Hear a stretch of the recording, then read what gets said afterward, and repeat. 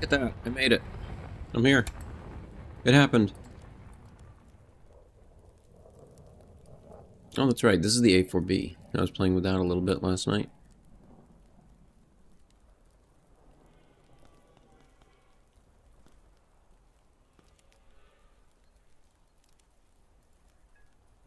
Okay. Let's see. Hmm.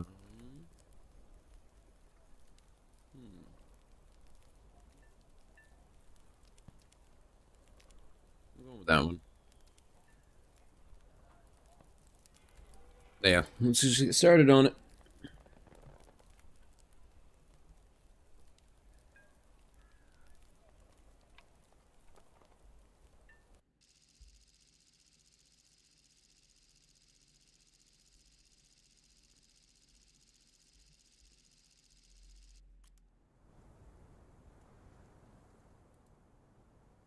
This one, right? Yes. Well, that's the one I have set up to use. Anyway.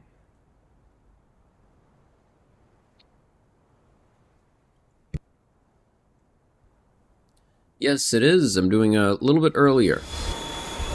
I'm going to do the other one as well. This is kind of an addendum to yesterday's. And I'm actually starting later than I intended to. I'm doing pretty well. How about you? Hello there. Welcome.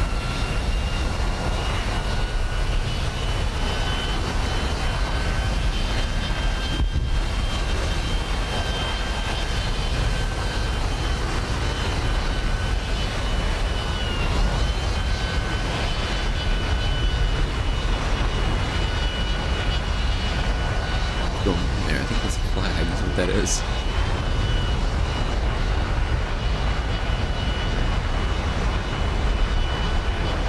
And I have AIM 7s. So that's exciting.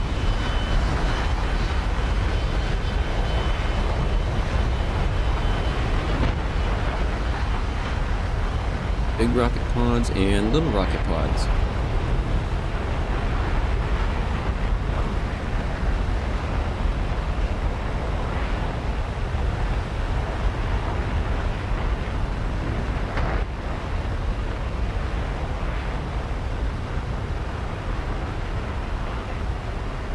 Do something a little different. I'm going to take this route. I want to hit this group. Like that? Yeah, close enough. I say as I adjust it one more time. Oh, I'm from the US.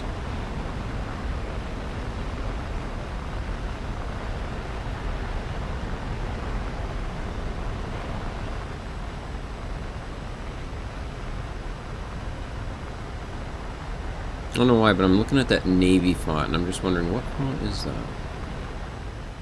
For no other reason than it really caught my eye. It stood out a lot.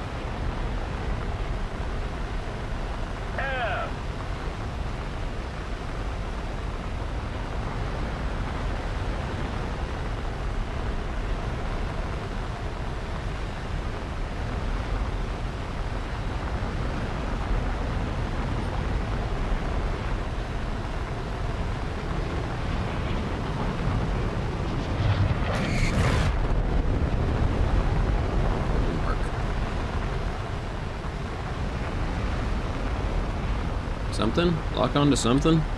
Come on. Give me a lock. Some way or another, please. Yes, that's exactly what I was thinking last night. Not a good sign.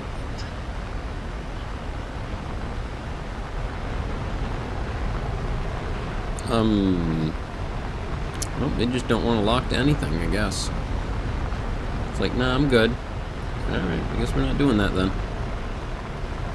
Can I try again? Nope. Let's just turn on the regular one then. That's not right.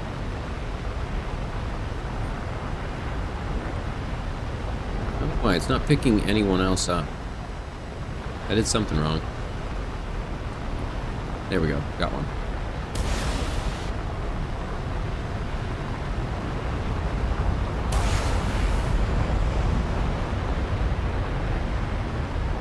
That thing has zero ability to turn, doesn't it? Well, I made a shot with it. Didn't hit, but I made a shot.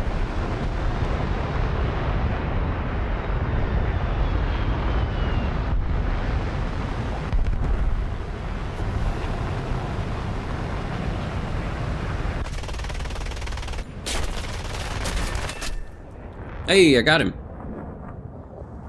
Nice.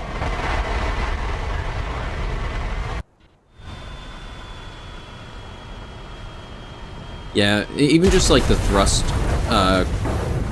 cone size on it just seems inadequate.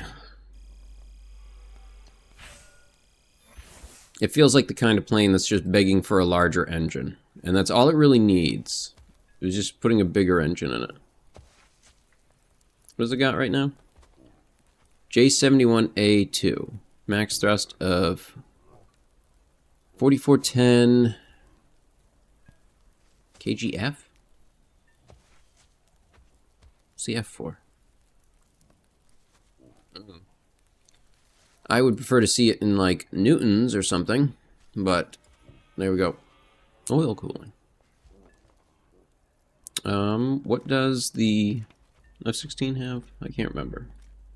Just go to this one because that's the one I have maxed out.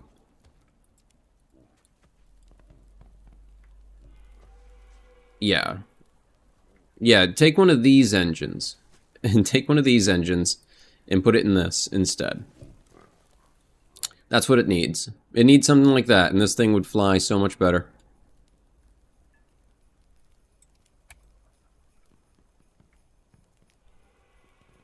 Oh, I've still got time to do this.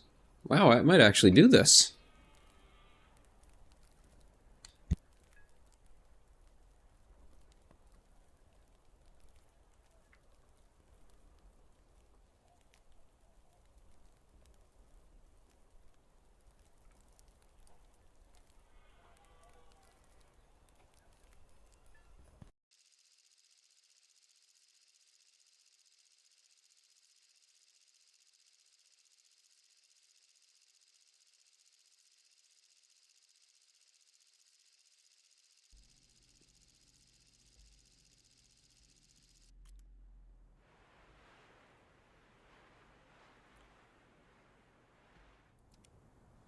Yeah, it definitely feels like that.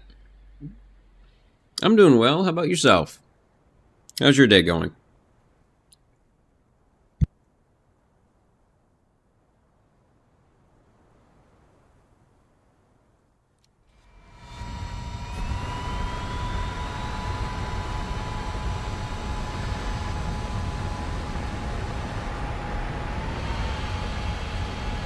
Penguin? There's a penguin on his.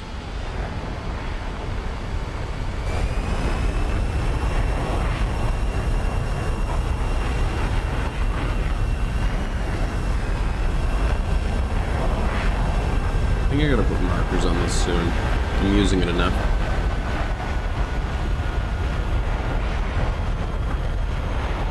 I put the triangle though.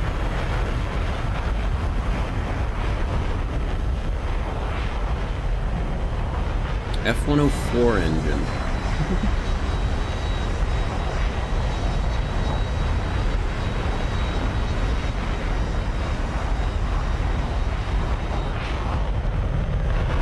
I think another funny one would be like the F-110 out of the F-16C. Because that one puts out a lot of thrust.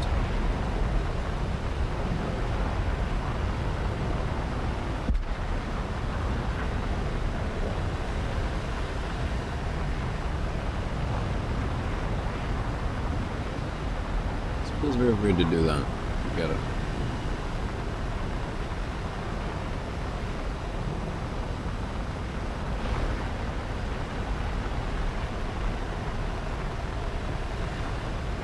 Alright, let's have an angle adjustment. Not really.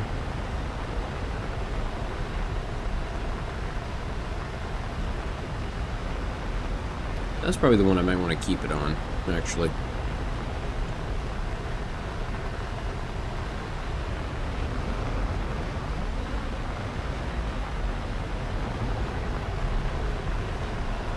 That's not what I want. Don't do that. Please.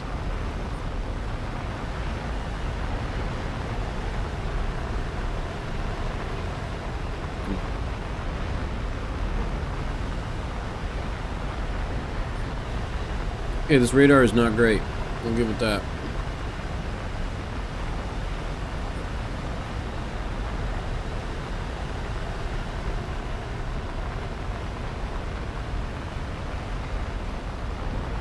Hello, hello, welcome there.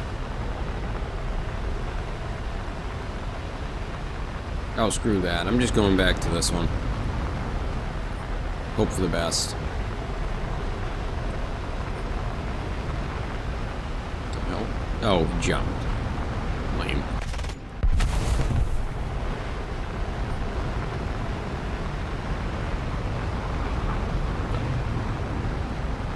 Oh, down there. Okay, I don't need to worry about that.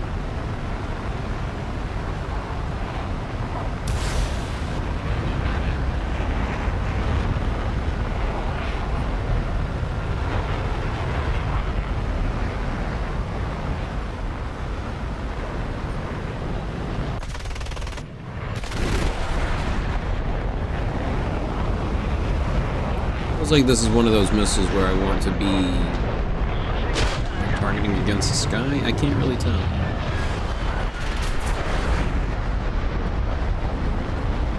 Yeah, trying to use the Sparrows has never gone very well for me. I'm not very good with them. Well, not exactly stream quicker, I'm just doing an extra stream. Because I'll be playing again at my regular time. I did, I got the AIM-7C last night before I stopped.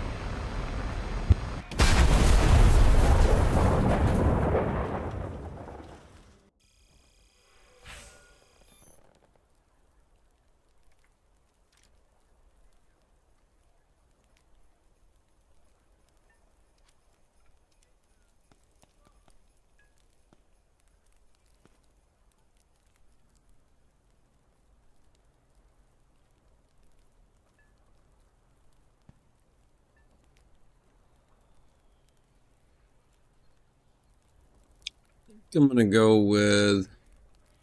Oh, that's okay. It's understandable. Don't worry about it. I think maybe get some bombs. I don't know. Kind of want to finish up one of these lines at least. And I gotta be getting close to... Yep, I am getting close. 8,000. So yeah, I should be able to at least get into the next rank today. At the very least, if I can't make 8,000 points in this stream, that's having a very bad night. Well, a bad day, actually.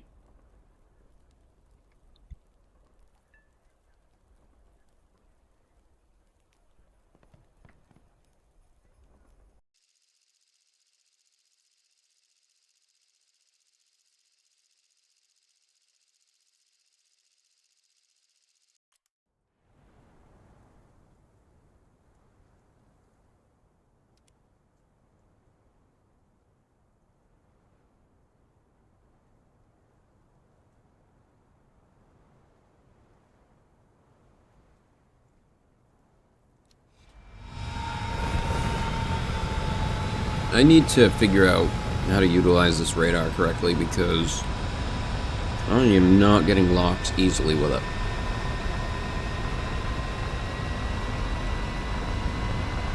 And it is costing me dearly.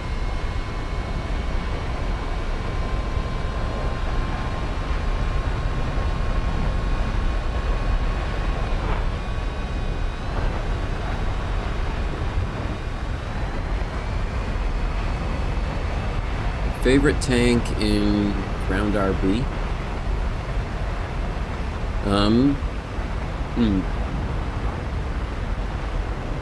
I think it's going to depend on the era.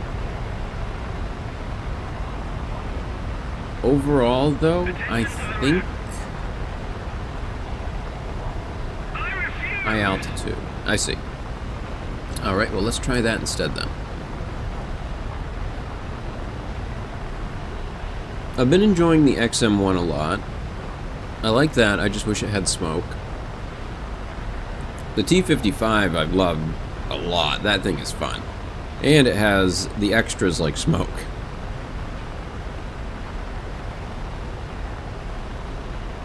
Generally, I like the...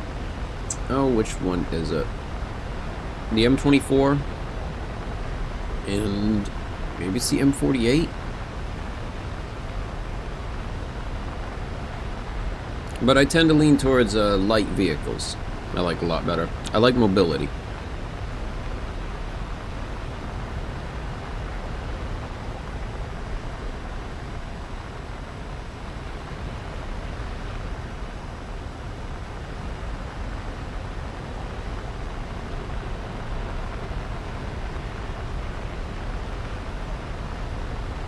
Alright, let's try this again and see what happens.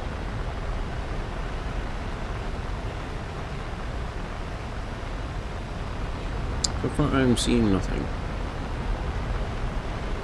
Great big load of nothing.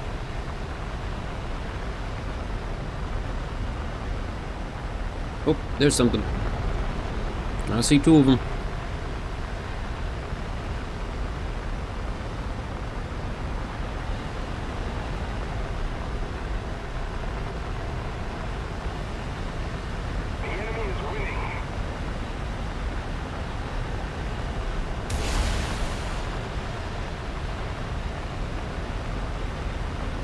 So I can see you. Yes. Come on. Oh no, he missed. Tried his best, but he didn't get it.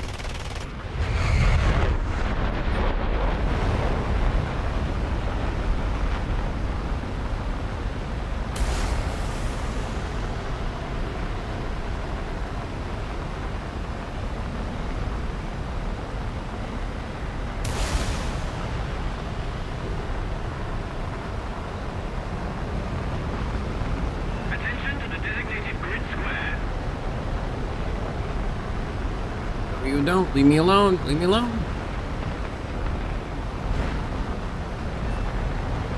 Hey, I got one. Somebody help with this. Off it goes. Uh-oh. I think that just locked onto friend. That bad.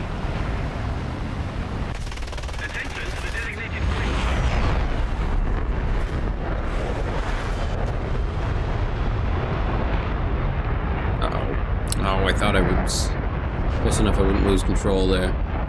Oh my! That guy just tried to get me. Oh, it's a Kiowa. Ooh, you know, I gotta agree on that. The CV9105 is very nice. I do have it. That's probably my favorite fancy one that I have. It's I think it's the highest BR vehicle that I have for ground.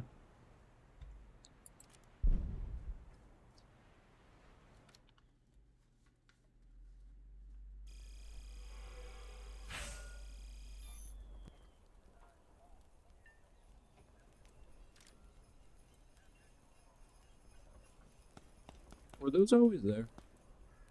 I don't feel like I remember seeing them there yesterday. Maybe they were.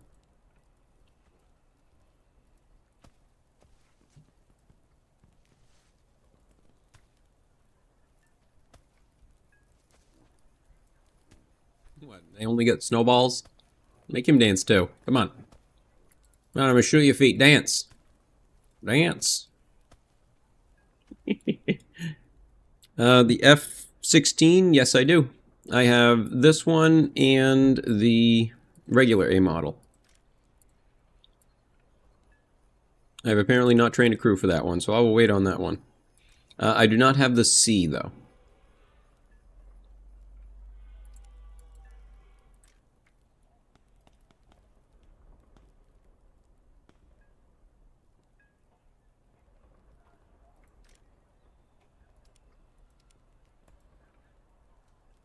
Next match.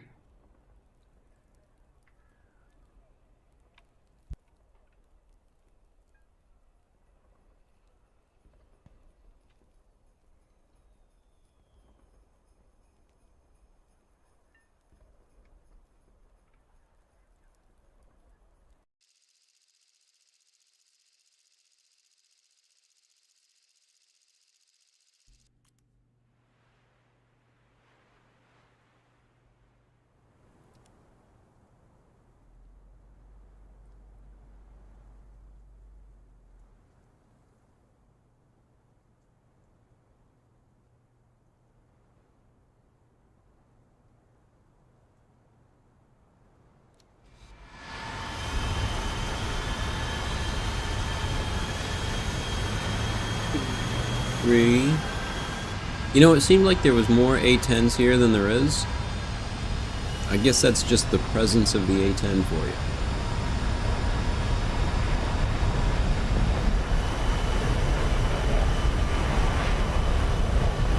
He's dragging his tail a little bit. He might want to not pull up so hard. Uh-oh. Oh, I thought T2 there was going to have an accident.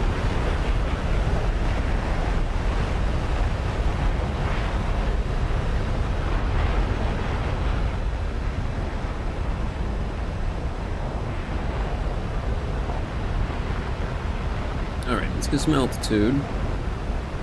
Does it handle good?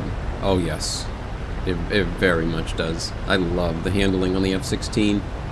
With the acceleration, thrust to weight ratio, everything that it has going for it, its ability to turn, move, and make up for energy losses is incredibly good. And I would say very beginner friendly. And it's kind of one of the reasons I recommend the AV-8 over the F-5C sometimes, or I used to.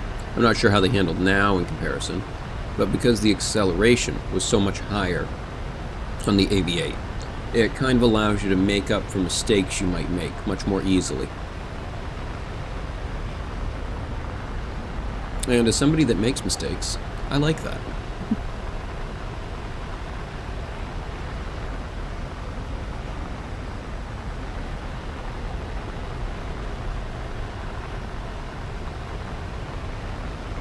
Let's see, let's trim that down.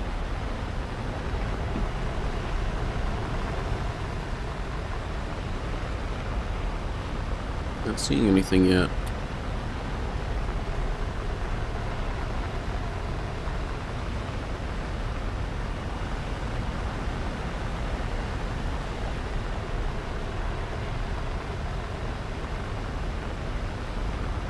Right at the edge.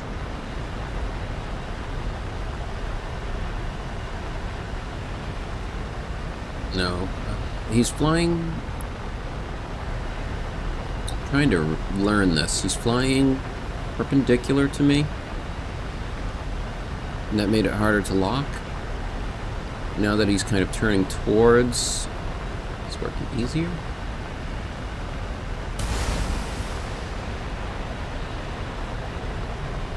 Look at it go. That's really fun to just see it in the air like that.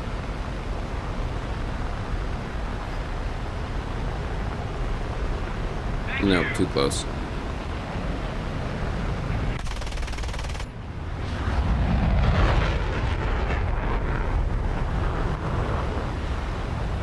Push myself back down and get some speed back. Burned it all off. Uh-oh. Victory is near. I think this guy's gonna come for me. Oh yes, he's coming right at me. I think.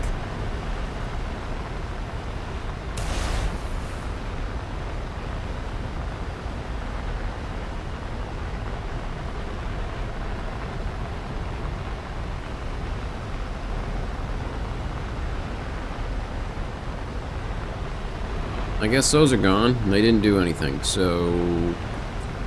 yep. Oh. Yeah. Well, not mine.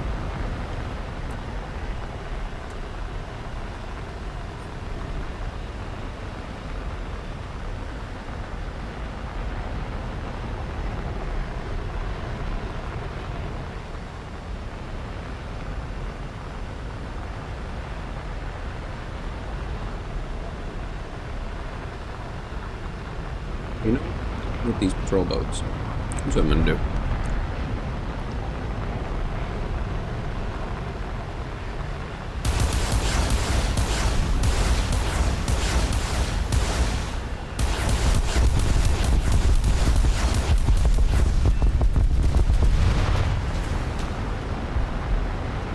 Got a couple.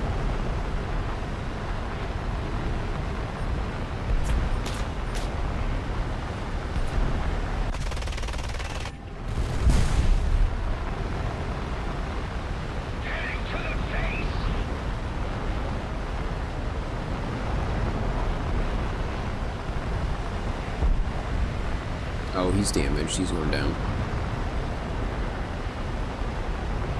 Yep, there he goes.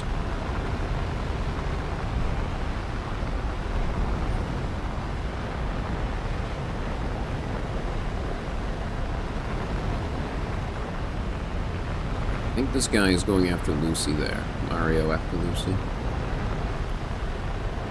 Just waiting to get anything of a lock here. Oh, he's going down anyway. Well, can't do that one. This one?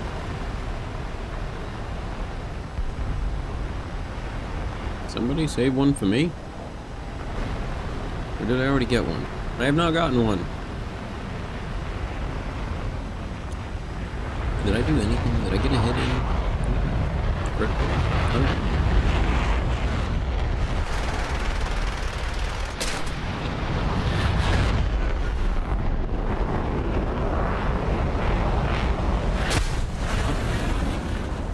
Wasn't expecting that.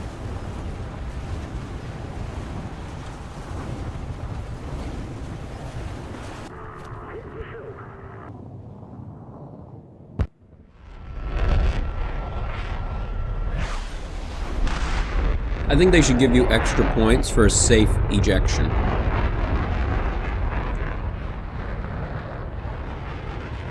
I think that's a little bonus that they should do.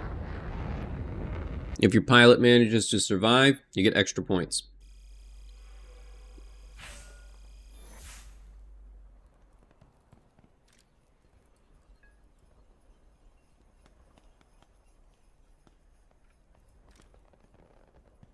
Oh, that one still hasn't finished.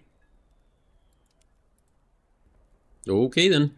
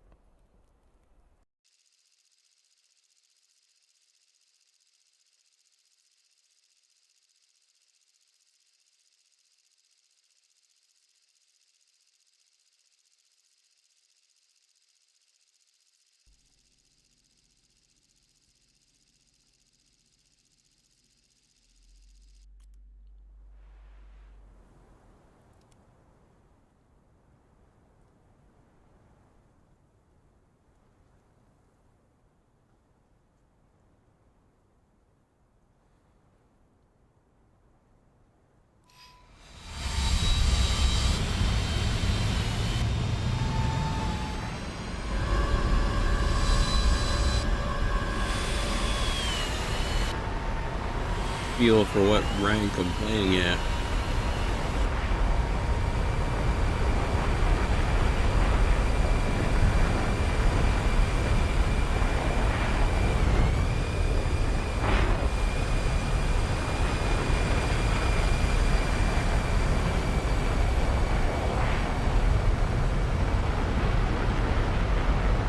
Let's get headed up into the atmosphere. Let's go.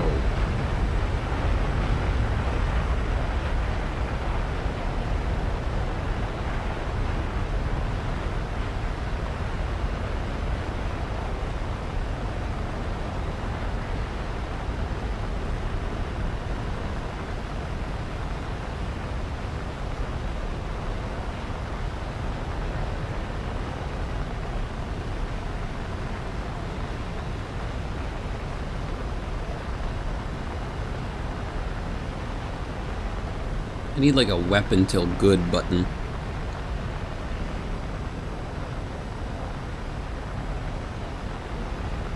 I was tilted too far up. Oh. Offset cockpit. Yeah, it tilts a bit to the left.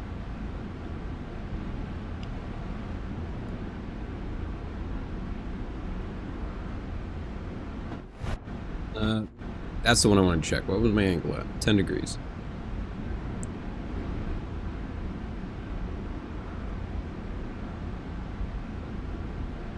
Yeah, I think the way this is set up, so the point where your crosshair is where your actual nose of your vehicle is pointed, and that little circle with 3 lines off of it is your, I believe, prograde vector. And that is the actual direction your force is headed in. So my nose is pointed this direction, but the actual forces on my aircraft are causing me to move at that direction, probably about 2 to 3 degrees below where my nose is pointed. Do I have an in-game decal? Do you mean a personal one, like of the bee? No, but that'd be pretty cool.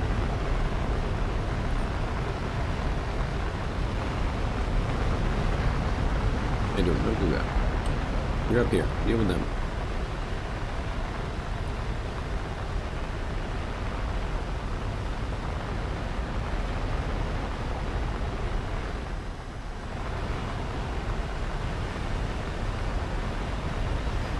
So imagining it's having trouble locking right now because he's flying perpendicular to me.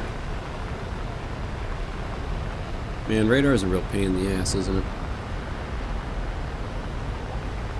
I have some preferred decals that I like using.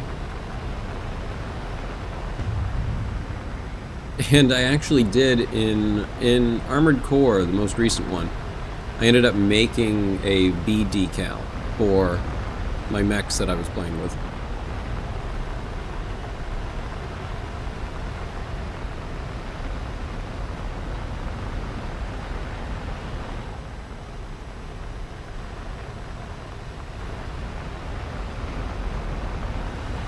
This is silly. Alright, I'm done chasing him. The enemy's getting closer to victory.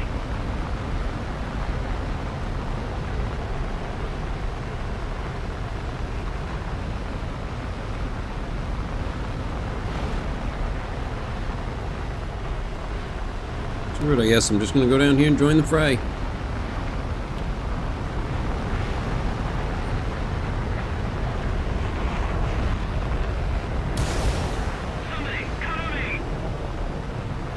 Oh. Whoop. See?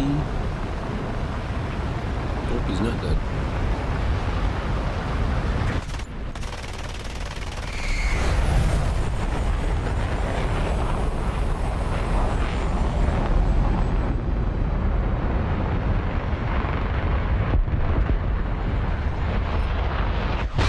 Oh shoot, he got me.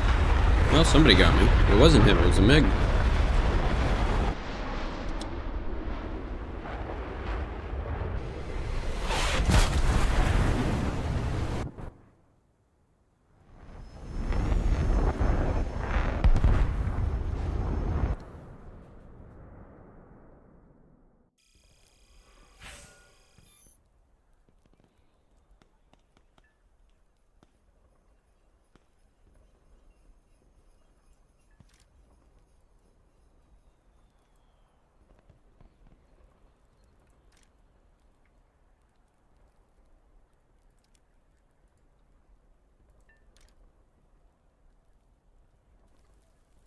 Yeah, these apparently now come with like a test button on them. And I think the point of it is to kind of like teach you the various weapon. If it's outside of normal uses, I'm not sure. But when you click it, it sends you into almost a strange tutorial.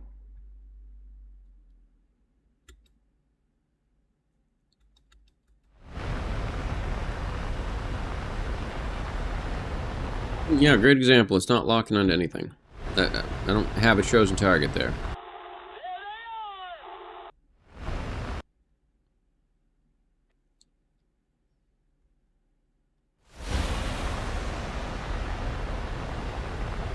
Oh, it's not even letting me turn or anything. I can only go up and down. I can't even go left and right. It's like, no, we're not going to allow that. You're here to learn.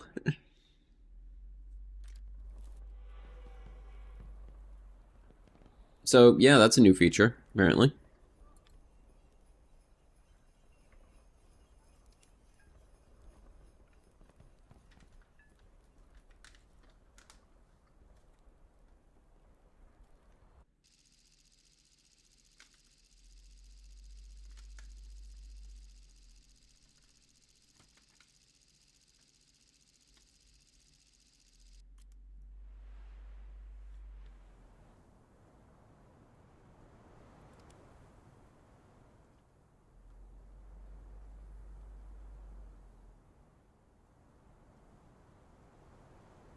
Yeah, I think another thing that would be pretty funny to see added to the game would be a little 3D B model that I could plop on the vehicles.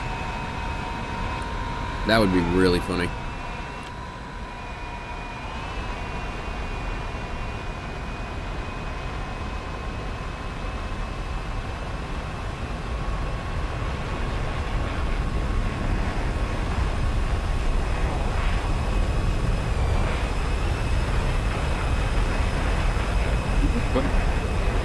You're getting way faster than I am.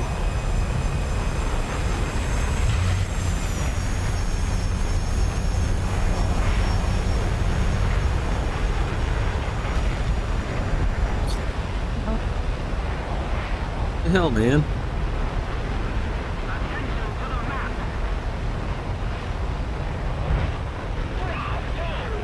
Attention to the map. You know what? At least it's F-86s in this instead of F-5s. I'll take it.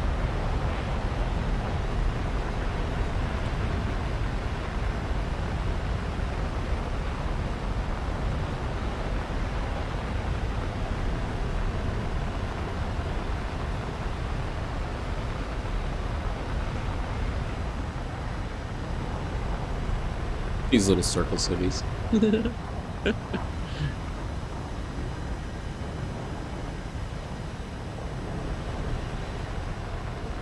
With like the one entryway. It looks like a city out of City Skylines.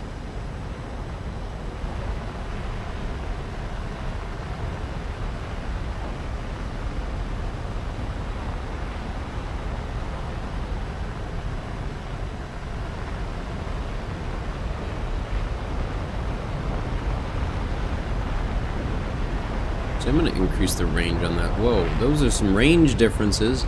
19 kilometers to 93? Seriously? It's a bit too much.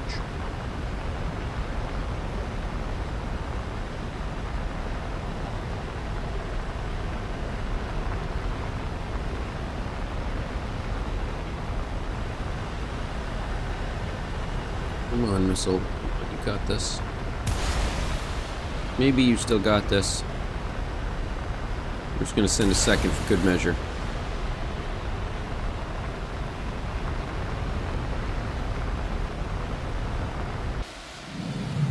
Oh no, completely missed.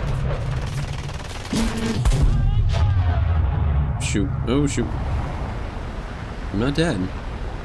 I'm not sure if I can survive this, but I'm not dead.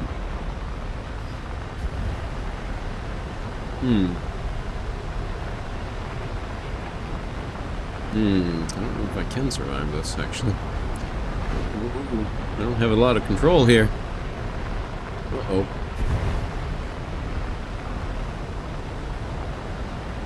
I guess if nothing else, I'm gonna try and get these in. Get a few points on it. Maybe in the thicker atmosphere, I'll stay together a bit better.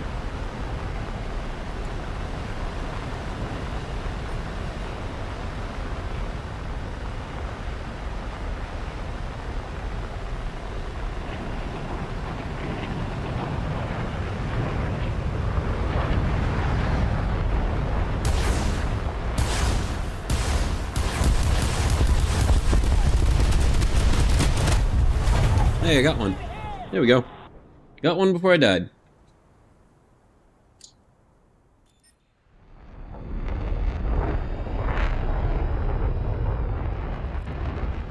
I don't think I had enough ability to turn, though. I wouldn't have been able to land it.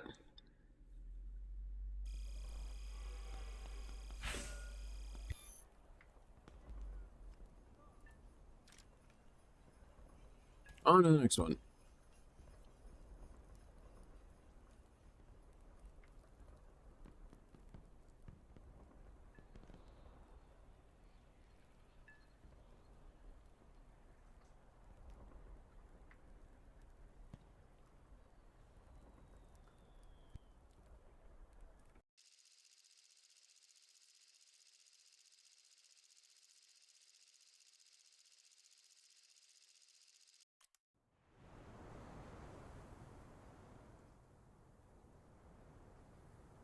Pyrenees again.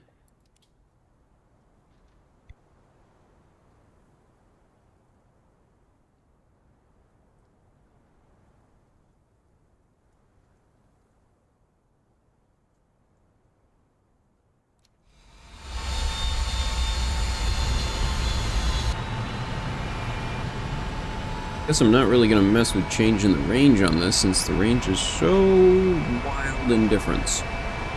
19 to 93 kilometers. That's crazy. Don't do that.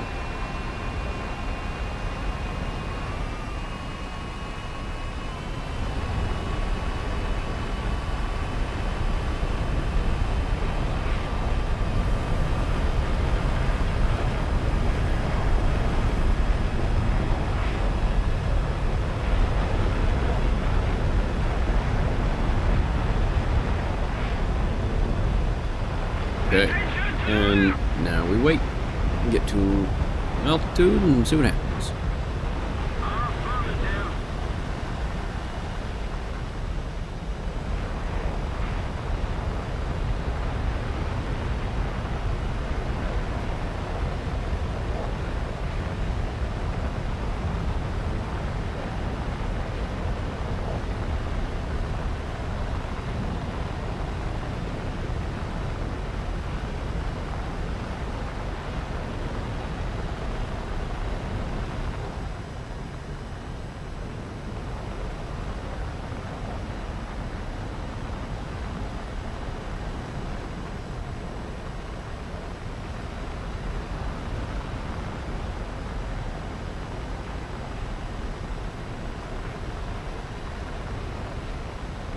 Just looking at some of the design differences between these two missiles.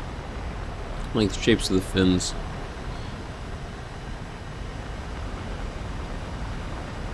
Compared to those ones all being triangle shaped, these ones being like a notched shape.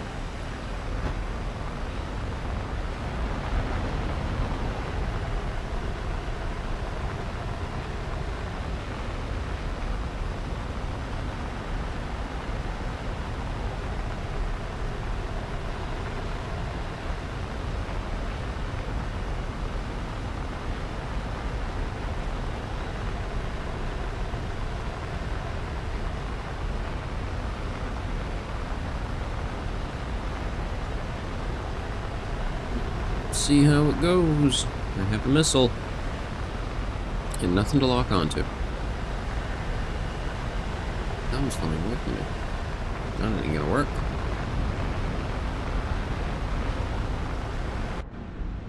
Yeah, I was gonna say it was very dark in map. Was it dark enough to turn on the lights? It was.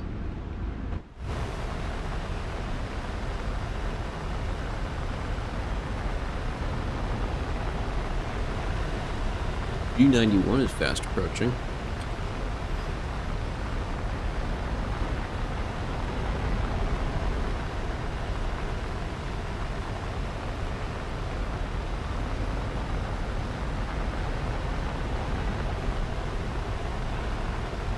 Nope, that's not what I want. That's a friend.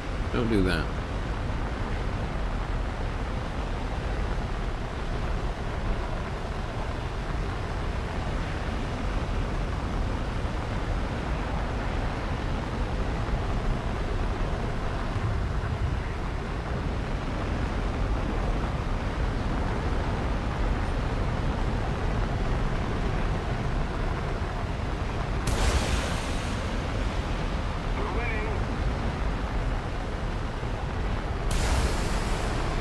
I'm just gonna send both for good measure. Neither's gonna hit him. Yep. Oh shoot. Didn't get him.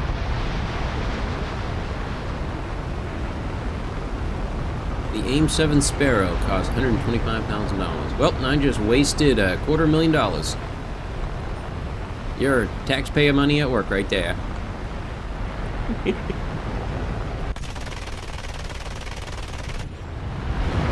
Nope, I wasn't able to do that. I tried to help you. Ooh.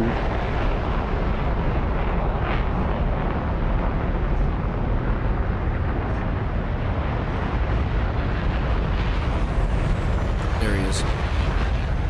Yes, give me a second.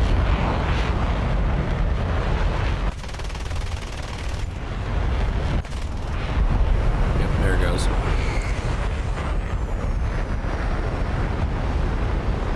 Yeah, true. Launching on a single red circle.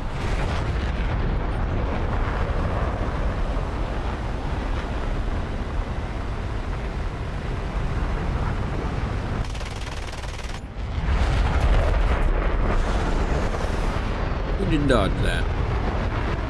Oh, man.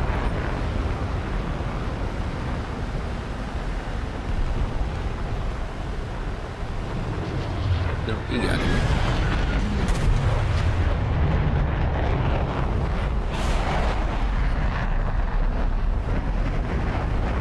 Oh, this might just be one of those ones where I fly around in circles repeatedly and get nothing. So I'm just gonna start shooting at this stuff instead.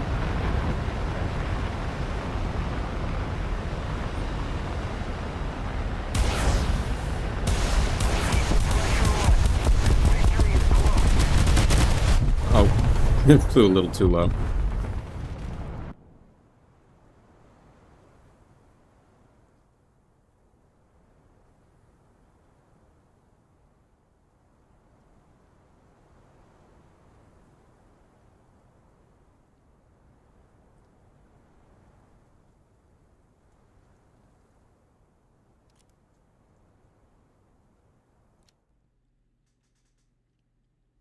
That does sound pretty awful. And that's why I try to limit myself to 1 hour a day. I'm doing a bit more right now because F-15 came out, and I really want it. But I'm still probably not going to do too serious on it. There are other games I'd like to play too.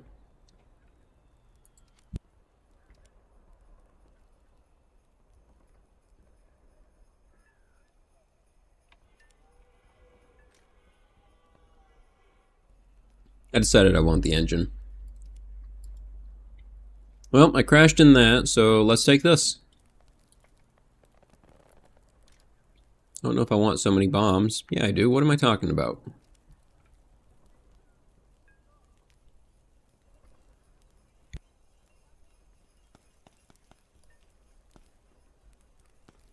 You know what? Because you're playing the French tech tree, you could at least say with FFS, for French sake.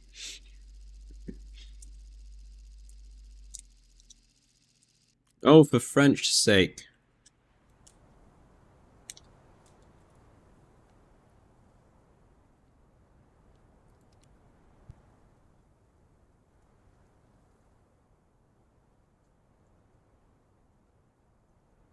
Yeah, pretty much. That's why I'm on day 538. I had to check.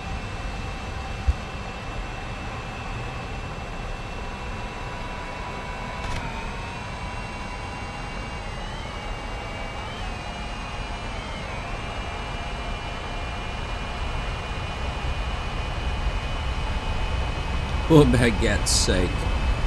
It's a pretty good one. Now, the French do have a couple of good ones on their own anyway. I mean, c'est la vie.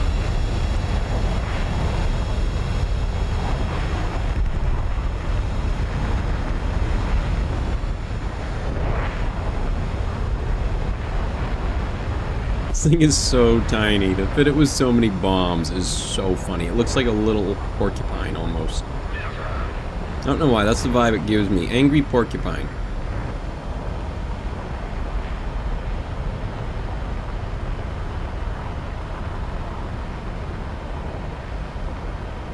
But yeah, the grind in this game, especially if you're not playing with premium or something, and a premium vehicle, is insane. Don't do it to yourself. You will hate the game. And, like, you're trying to enjoy the game. It's a game. Have fun with it. Oh, whoops, I forgot to activate these. Yeah, let's go. Faster.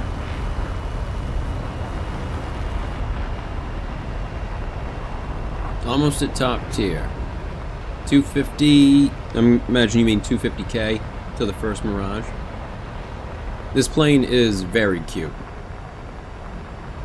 And it's a little strike aircraft that can fit, like, quite a lot of ordnance on it. I'm kind of excited to put a bigger engine in it.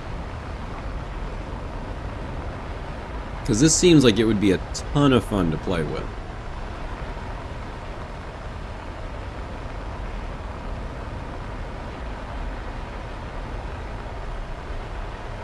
And this is the A4B model. The A4E model is the squad vehicle that you can unlock for like 400,000 squad points. However you get those.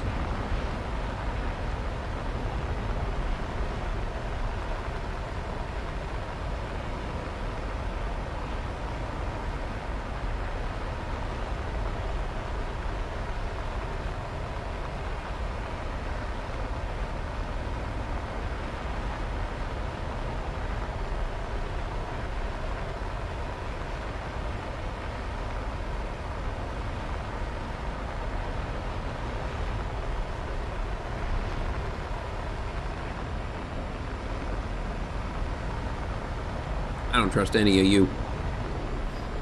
I don't trust you. I don't trust you.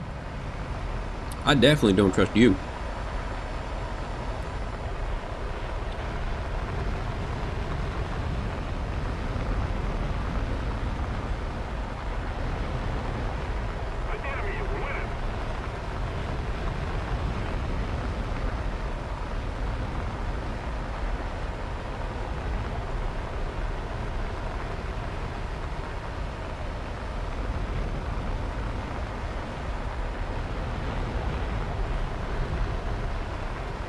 Oh, time to play Treetop Skimmer.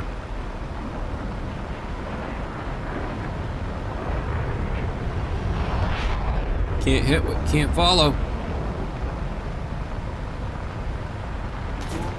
It's a bit close. Still alive. Still alive. Oh no. No.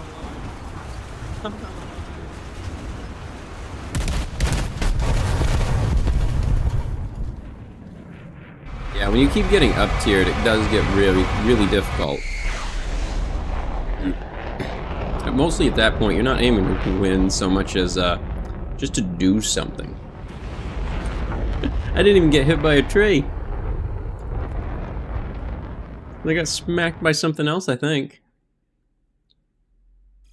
I was hoping flying close to the ground would keep me alive longer, and I think it did.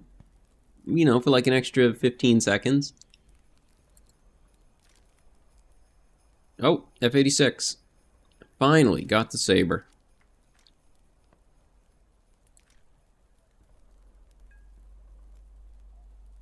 I'm just going to train it. Screw it. And onto... Oh, look. Now we can research the Saber. Well, the thing is while I was crashing, I was also smashing the space button and dropping my bombs at the same time. So, I probably caused a little bit more damage.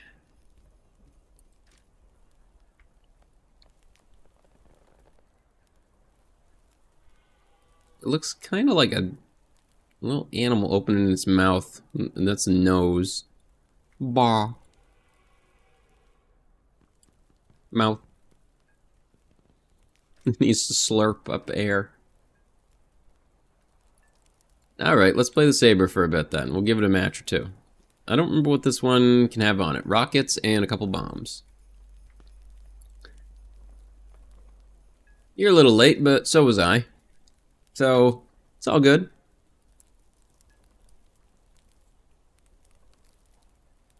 Yes, if you want to earn squad vehicles, which I believe most of the nations have one, then you have to play in a squadron, and you get squadron research points when you do that. And then you have to use those points to unlock it.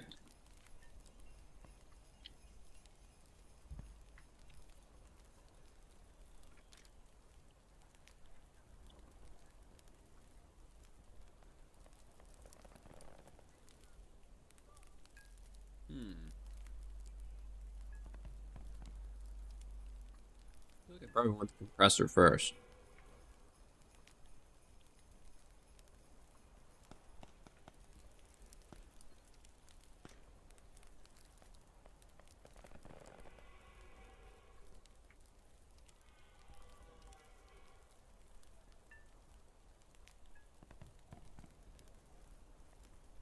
Go with belts. You don't have to play with other people, just... Is the squadron the... I'm so used to calling it something else, like a guild or a clan or something.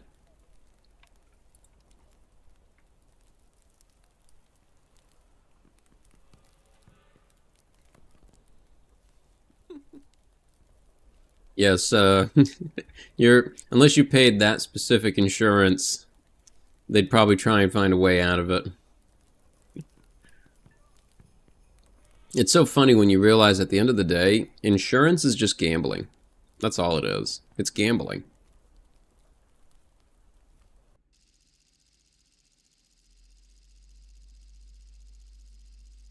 What is your gamble? That your thing will break. That you will die. That something will happen. That's your gamble.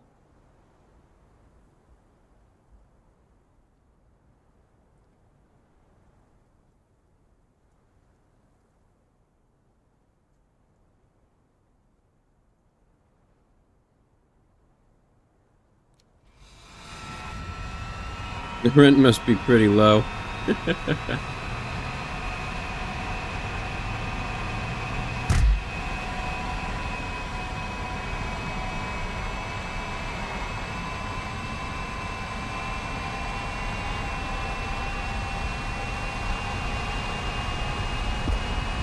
Yep.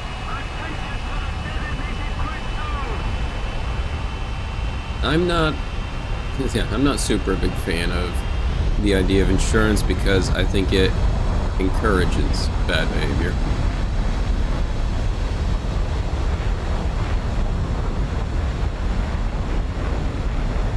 And when you've got people continuing over and over to build in flood zones because the insurance keeps paying them to continue building in flood zones, something's wrong there.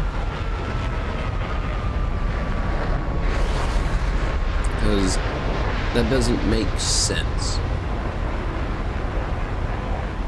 But apparently, once money's involved, oh, it makes sense.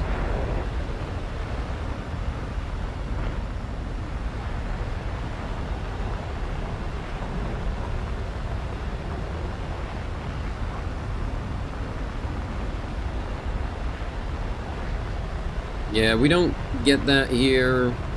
I have decent health insurance because I do public sector IT work.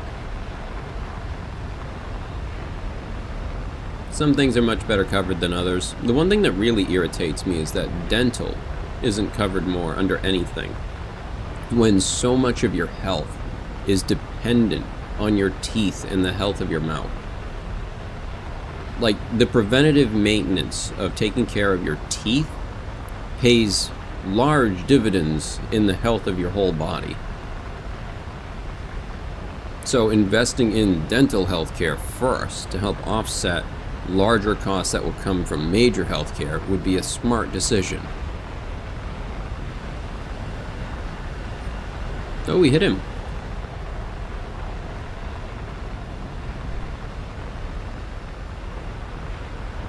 Ooh, I saw a thing the other day. And I had a thought about it. I'll show you once we're done with this.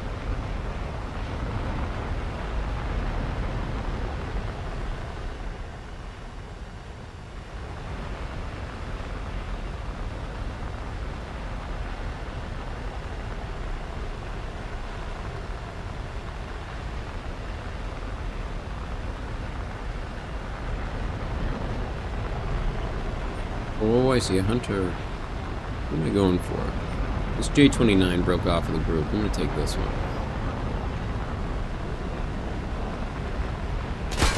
Oh no. Oh. You got me. This thing, oh. No. I thought maybe I was gonna recover it. It didn't. Well, that went about as expected for, you know, first ever match in a stock aircraft I've never flown before. So yeah, it went well. I'd say it went well.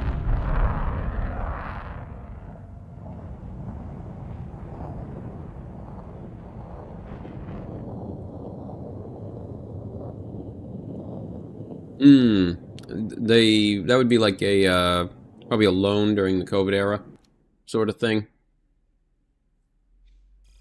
Yeah, there's definitely that sort of thing is like, so here's something that I can do is I have a 401a and I can take a loan from my own savings and pay it back to myself. And so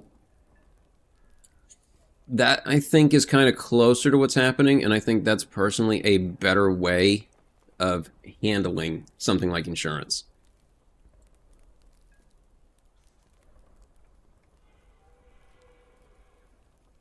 Yes. Supposed to be a gift.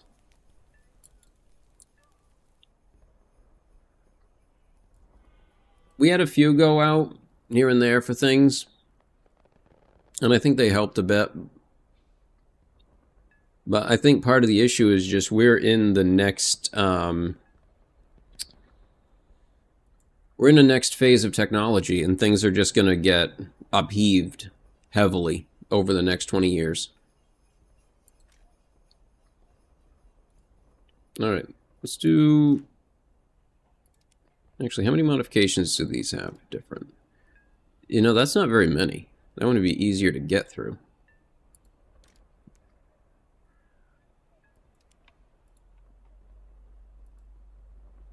That I 100% agree with. Money is awful.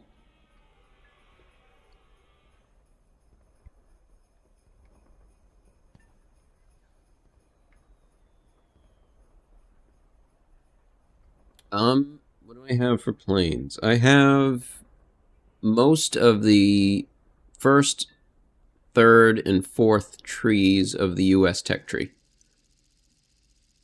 I don't have the bomber or heavy fighter trees finished. But the rest of them I mostly have finished except strike aircraft. I think I have one more.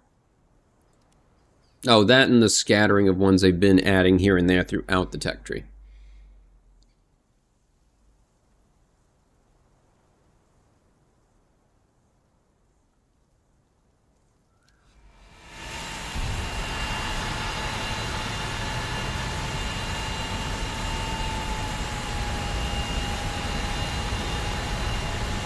In terms of... I don't have any completed, but I have finished ones. I have the F-14B is probably the highest rank aircraft I have right now.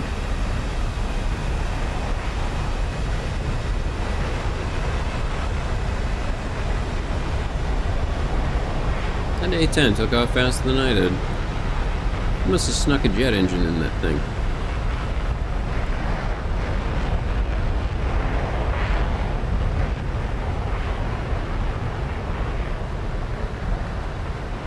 The F-14, it is a good plane, it's just not my good plane. I feel like I can play okay enough in it, but it's definitely not my strongest. Oh yeah, I'm just hanging with all the A-10s now.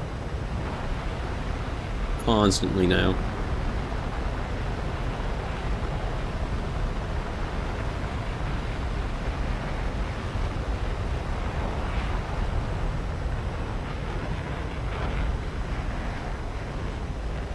Wow, we've got 1, 2, 3, 4 A-10s in here.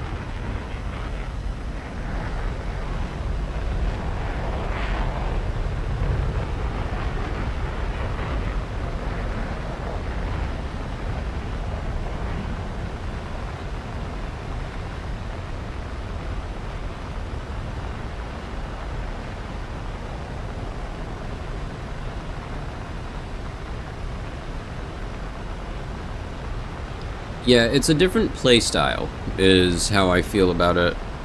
The playstyle for the F-14 feels more like being a floating weapons platform than being a fighter aircraft. And you have to kind of play it more with that kind of mentality.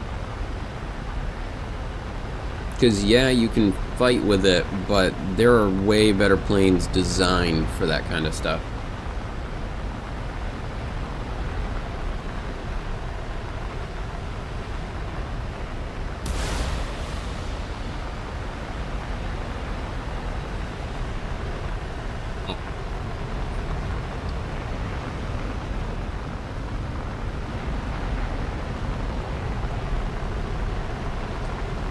I want to fire this other one off at. I still gotta waste that $250,000. This guy? Maybe? Oh, him.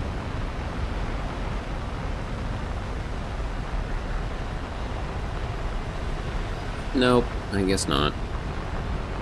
This guy? Maybe?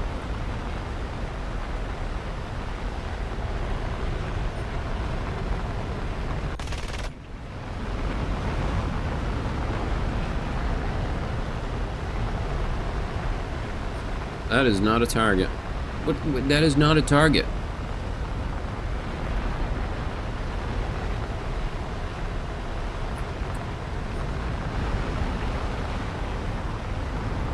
Our victory is near.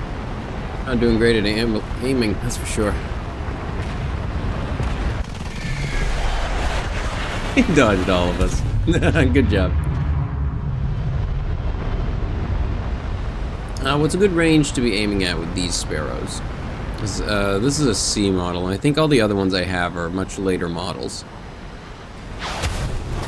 Oh, I just watched that missile fly straight at me. Yeah, that's also one thing I noticed is aircrafts earlier in the tech tree, you're much more likely to survive a hit with. Jet aircraft, once you take a hit, very good chance you're just gonna die. 4 to 8 for the 7Cs. Okay, that's good to know.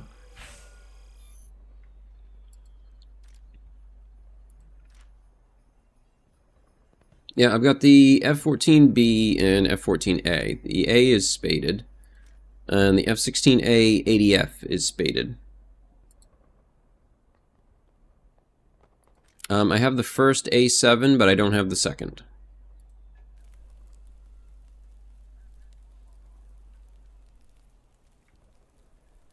You know, actually, I can play in this tree now to unlock this. Let's do another saber match.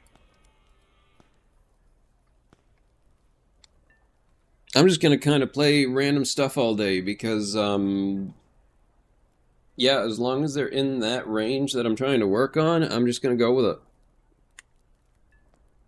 Looks like a whale.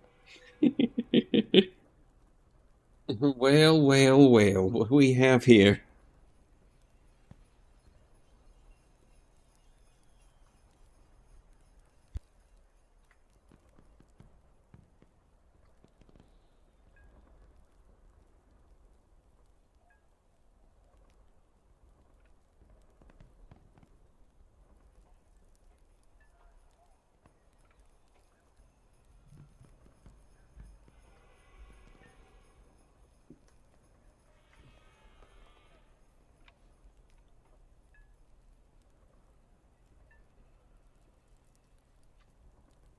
Oh, this is always an interesting statistic. The effectiveness rates when it comes to air-to-air engagement, air-to-ground engagement, ground-to-air engagement, air-into-ground engagement.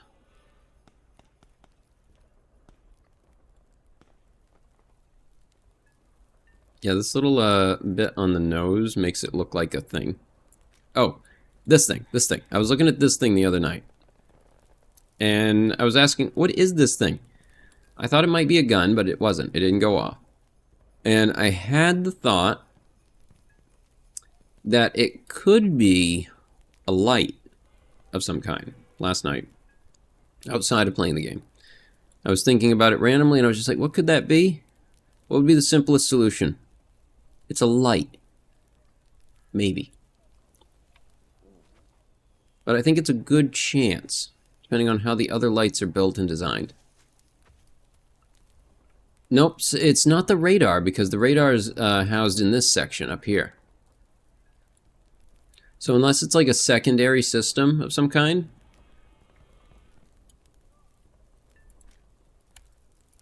Yeah. But this is another light. I believe this is like a taxiing light.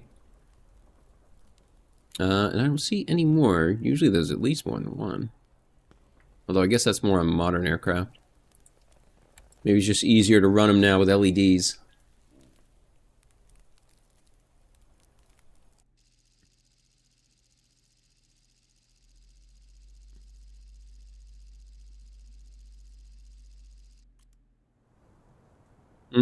Too much time joining. Yeah, I can agree. It's actually one of the reasons I had stopped playing arcade matches as regularly was because once you start getting into higher rank, people are not as likely to play arcade. The only people that have stuck around at that level are the ones playing realistic, and so you end up forced into playing more realistic because of it. So that's just what I do. Well, what a get up they got going on. Yes, gamer RGB lights on your aircraft. It just looks like a flying rave coming at you. You know what, I'm not gonna lie, that sounds kind of awesome. You could even like throw lasers in it and it'd be like a laser defense system coming towards you. Is that what future air combat's gonna look like? Is just like a flying rave with lasers flying everywhere? I hope so.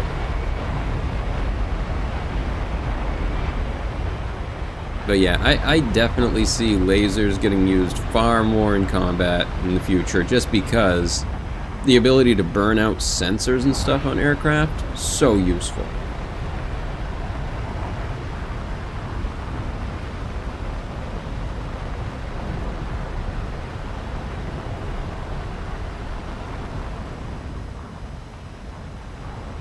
Let's see, we got 1, 2, 3, 4. There were 4 5 A-10s this match.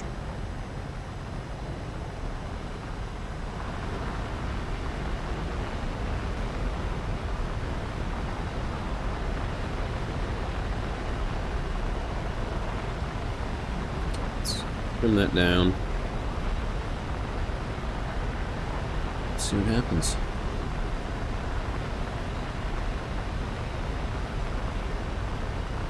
Well, you laugh, but it is a method of stealth. Is by creating so much noise you can't be tracked. So like if you are blasting out signals in every possible direction and all possible spectrums, then you just become this blinding white noise that can't be targeted.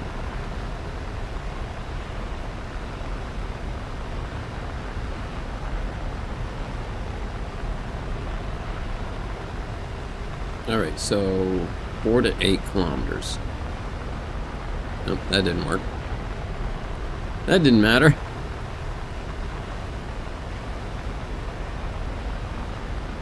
That's the same person, don't do that.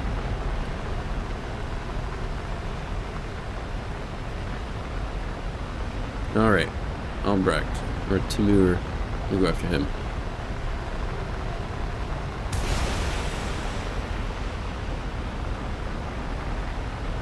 Alright, I'm gonna send a whole $250,000 after him. See if something can get him.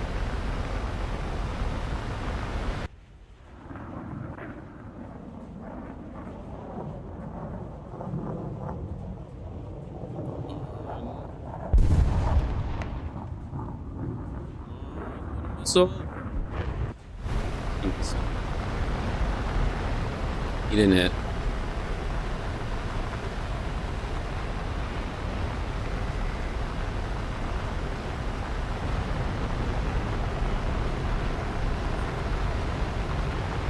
Facing off against this Sukhoi 25. Yeah, these matches feel a little strange.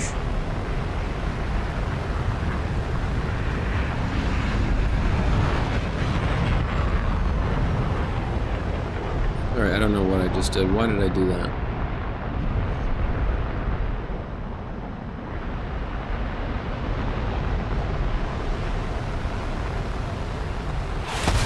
Oh, shoot. Well, that was an uneventful match again.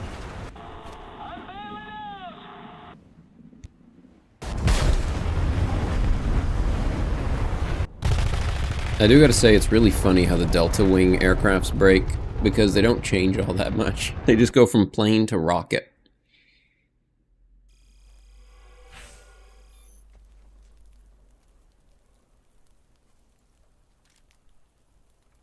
Oh, look, snow's falling. There might have already been. I wasn't paying attention.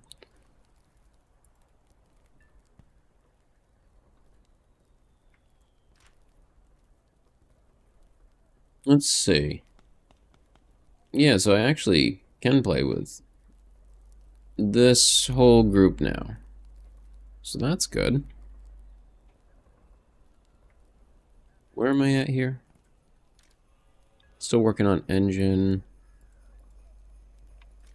Saber, still working on belt, but died. Yeah, we'll do another Saber match. I kind of want to do another A4 match. No. I just wanted to look at the mods for it.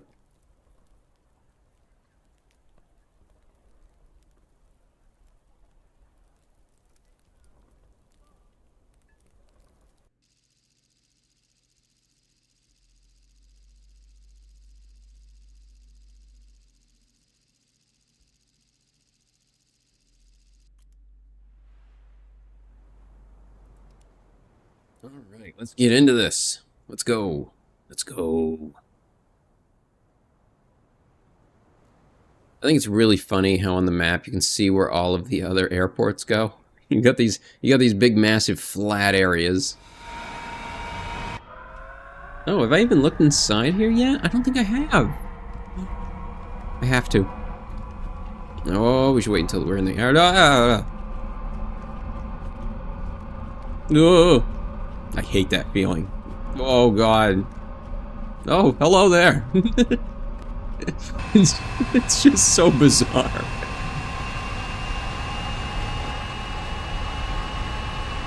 This is not the fastest aircraft to take off, I'll give it that much. Also, this is a very long stick.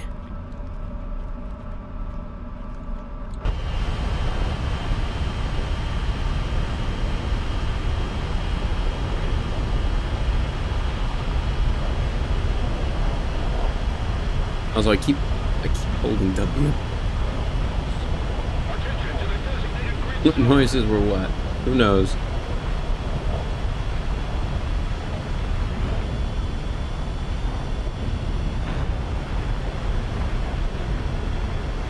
The A4E?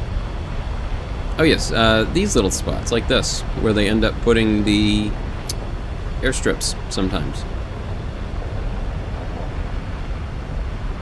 You know, I do gotta say, I really love the design of the Saber. I think it's pretty good. Although for some reason, whenever I think about it, I think it must be a British aircraft with a name like Saber. For some reason.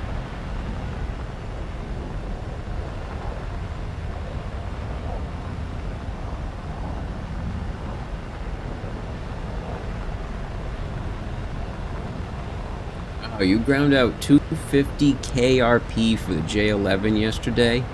Yeah, I'd feel pretty burnt out too after that. That's rough. How is the J11? I was looking at it the other day.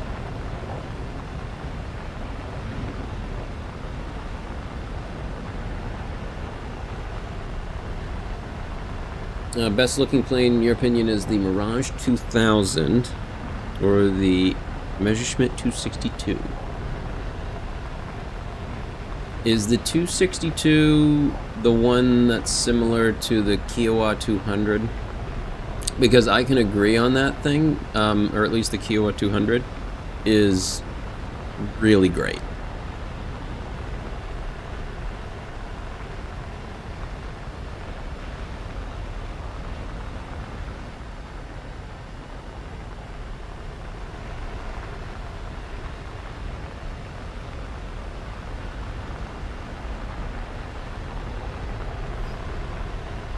Okay, it is.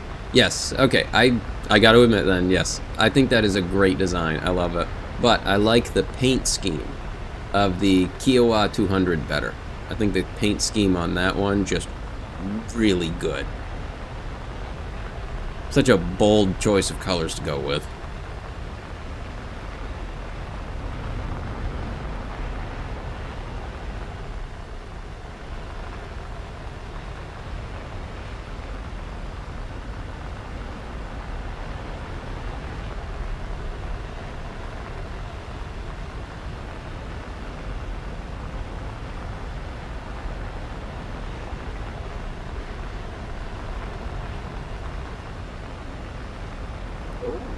That is a very interesting distinction. The floater Meteor was like the first one built, but the Messerschmitt 262 was the first one to actually get used in combat. That's pretty cool, actually. I didn't even know that the Messerschmitt 262 ever saw combat.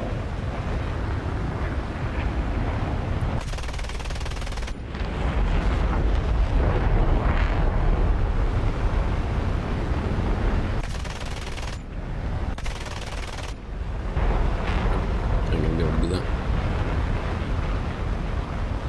Not the floater. Gloucester. Oh, I see. I see. Gloucester Meteor.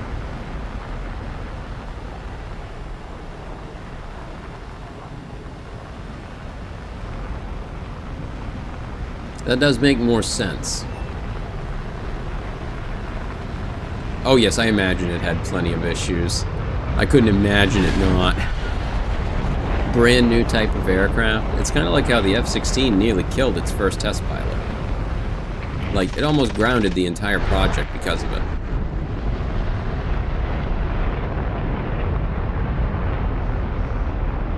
Because the control stick in the F-16 is based on force pressure and it does not work the same as other control sticks. And because of that, the pilot, when using it, was overcompensating and nearly crashed on takeoff, I believe it was.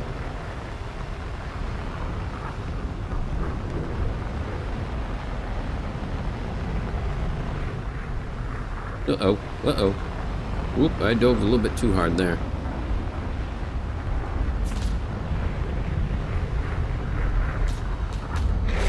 Oh no, I thought I could wiggle my way out of that one, but I couldn't.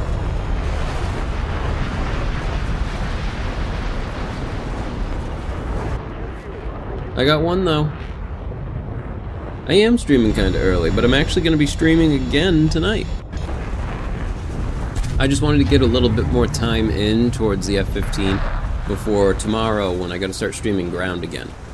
I'm probably still gonna try and favor towards doing some CAS work, you know, get a couple more points towards it.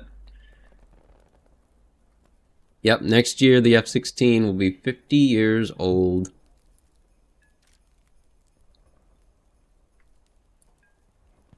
Wild. And it's still being produced. Still an excellent airframe.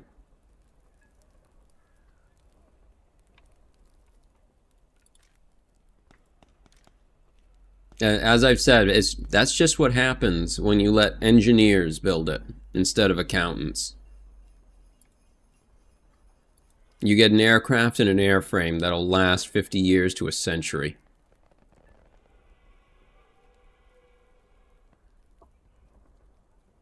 But the minute you let them bean counters get involved, you'll be lucky if you can get 10 years out of the damn thing.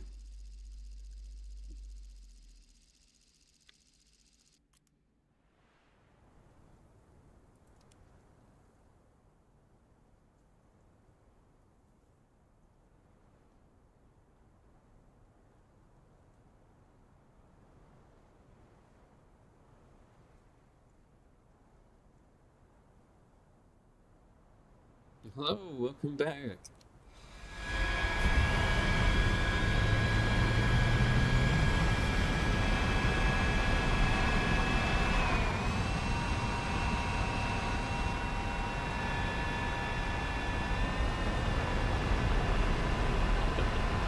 I gotta say, this is a funny thing. I'm doing well. How about yourself? I just gotta say, every time I see your name, it just makes me think about George Washington, because of course.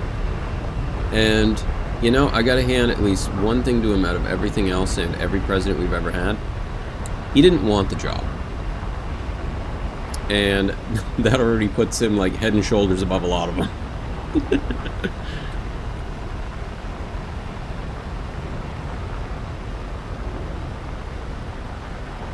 An F-40A hit an ace, 5 kills in Air RB. That's crazy. Nice, an F-104. Yeah, the 104 does definitely feel like one of those aircraft that it is not kind to a beginner, but if you are an expert with it, it is really effective.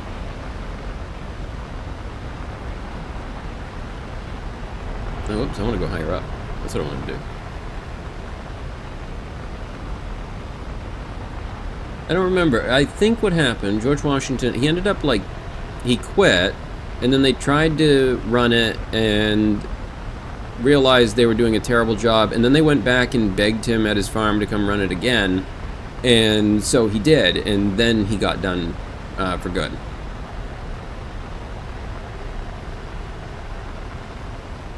Yeah, he basically, he just wanted to retire to his farm and just do stuff like that. He didn't want to run a country anymore. And then they came back begging him. He's just like, oh, damn it, fine, fine.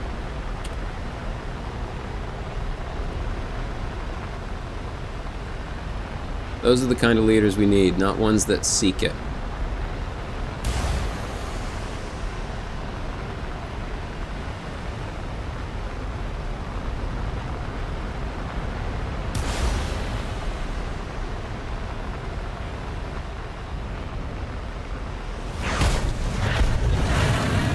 Saw it coming straight for me. I saw it coming straight for me. It's coming right at us.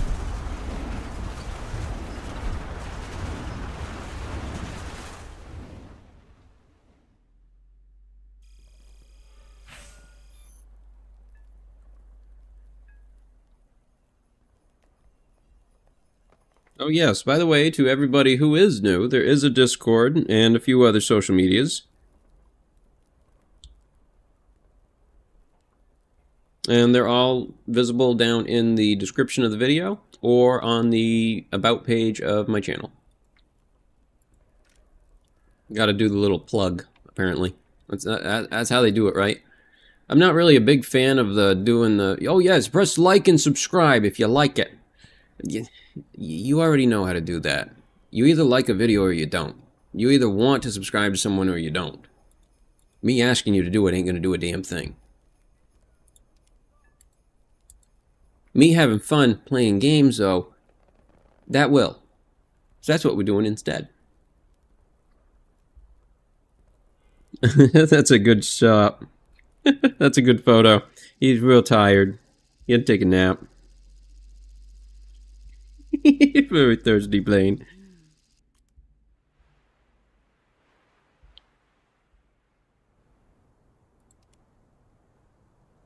You forgot to like.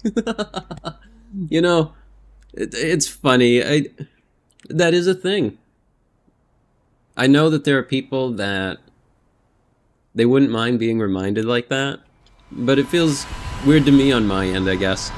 I'm just not that kind of person.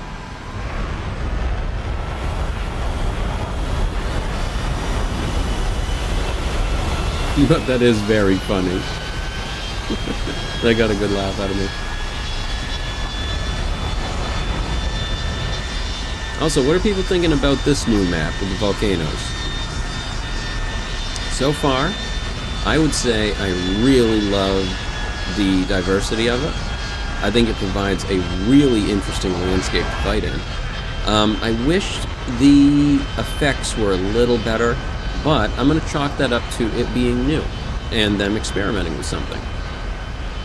And I'm very excited to see it grow into more, because I would want to see, like, this kind of smoke should be growing into a larger particulate cloud above the area. I think would be really cool to see. Or maybe on maps and days where the volcanoes were more or less active. You're always stuck on lowest graphics. I did have my graphics set higher until I started streaming, and my computer just couldn't handle doing streaming and that at the same time, because I encode using the NVIDIA encoding system.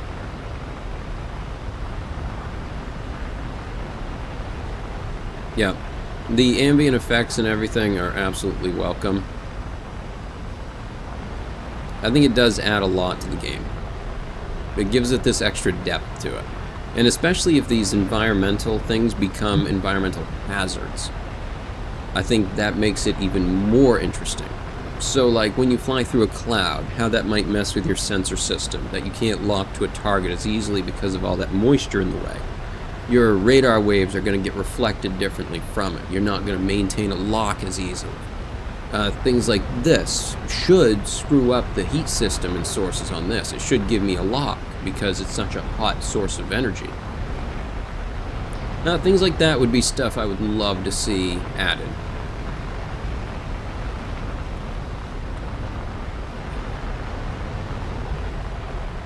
Oh, we're just doing it this way, I guess.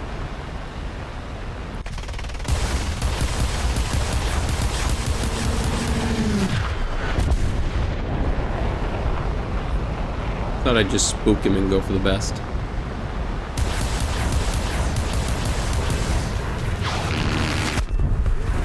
I got him. Fly through the smoke. I think you can. I did one day and I died, but I think it was because a missile hit me at the same exact time. That was a short match.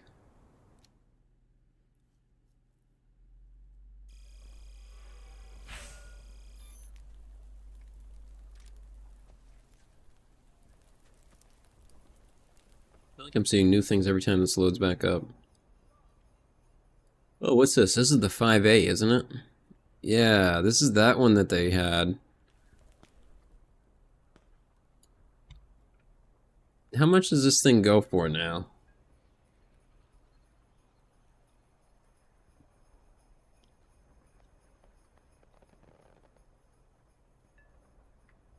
Oh my. That is $90 now. I agree. I think you should be able to fly through the smoke to dodge a missile. If you're experiencing stream delay, I've noticed sometimes clicking on the video and repressing the live will reload it, because I seem to fall like 5 seconds behind on my phone when I'm watching.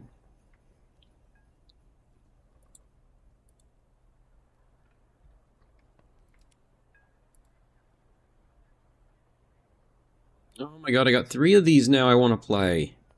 This thing is adorable and angry, and I love it. It's so good. Like, look at the kind of stuff it gets. It at least gets a bunch of things. A great big 2,000-pound bomb. Wait a minute. Wait. Oh my, that's an airburst. That's an air bomb. That's pretty cool.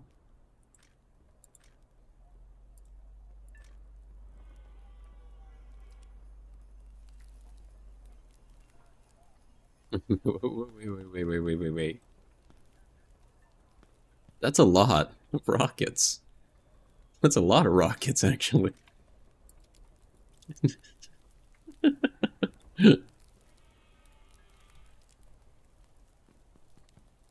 Yeah, I'm gonna try this one.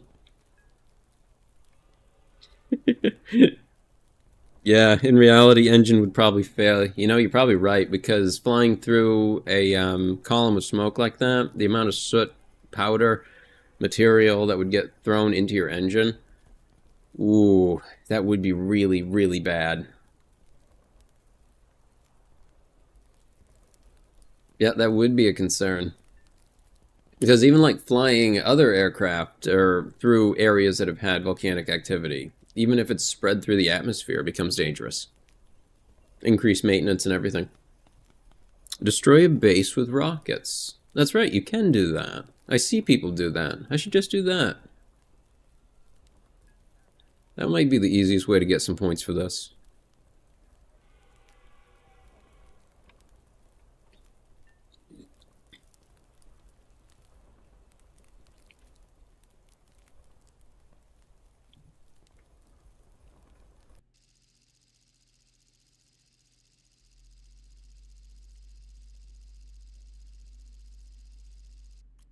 Yeah, it's funny, we're fast approaching 500 subscribers on the channel. I want to do kind of a special for it and do a couple team matches with people that might be interested for like a 500 subscriber special. It'd probably happen after we hit 500, but because I'd have to organize it and everything.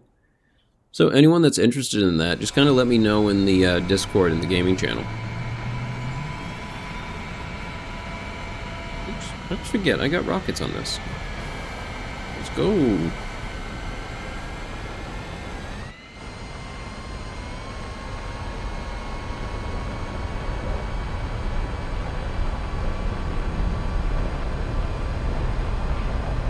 And one of the other things is in the roadmap to monetization actually going really well.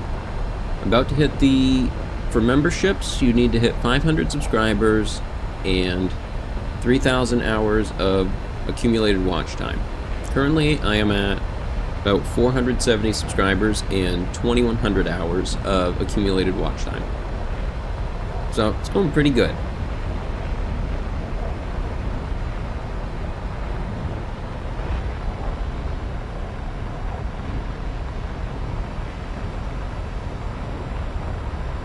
I like the Cougar better. just gonna say that. Also, yeah, there's just something really funny about this plane. Like, it's this tiny, tiny little thing, but it's carrying more ordnance than half these planes around me can. Well, thank you. I really appreciate that. Let's hope someday it happens.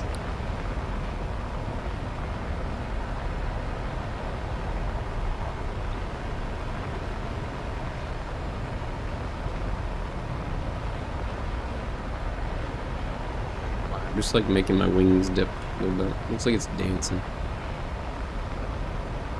Actually, it looks more like it's skipping its way over. Yep. Alright, let's get there. It's not the fastest, but this is very fun. I recommend this plane. If you have access to the squad version, try that one out.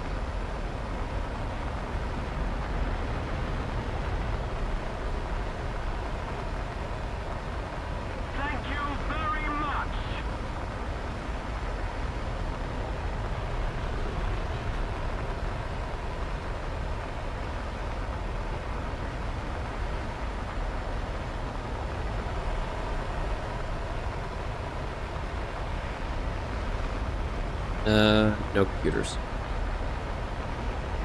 The Technoblade of War Thunder. That's a funny one. But yep, 07.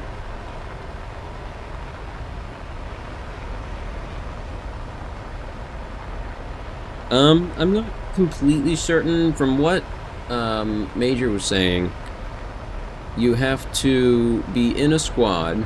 You join one, and you don't necessarily have to play with anybody, but you have to set that as your research vehicle.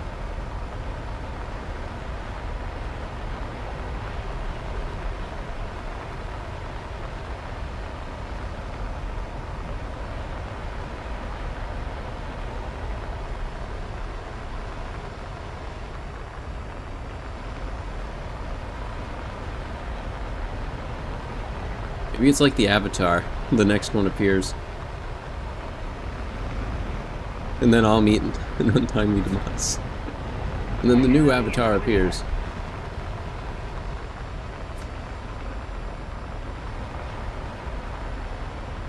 You can stop that. They can't even hit me. They need to try better.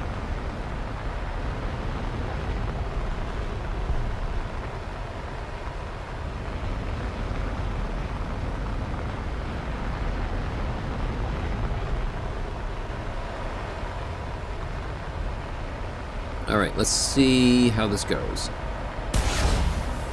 Oh, that was terrible.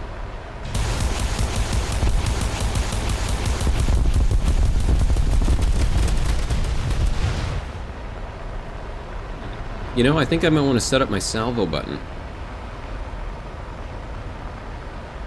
The premium one better? In terms of, well, it's not a premium vehicle. The A4E is not a premium vehicle. It counts as a regular vehicle, so you won't get the bonuses from it.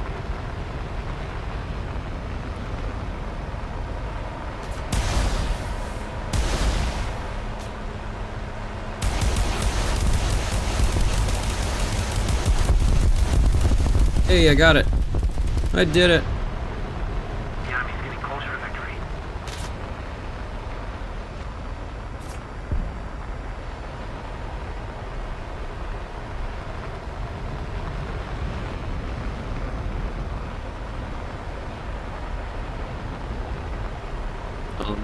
Again.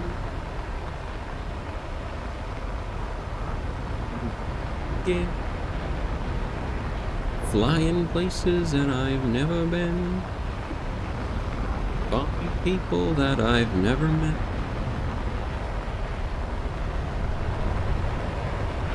Maybe all again.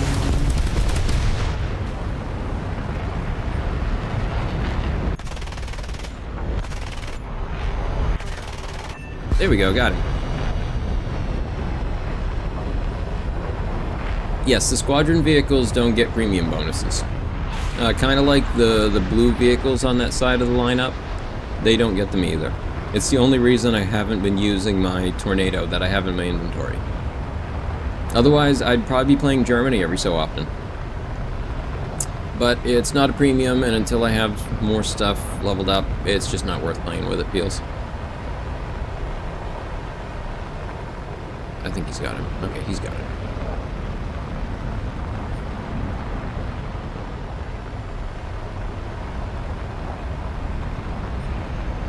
Yeah, 8.7, 8.7 US. I wouldn't know, I'm not quite there. I only have access to that 9.3 with the XM1.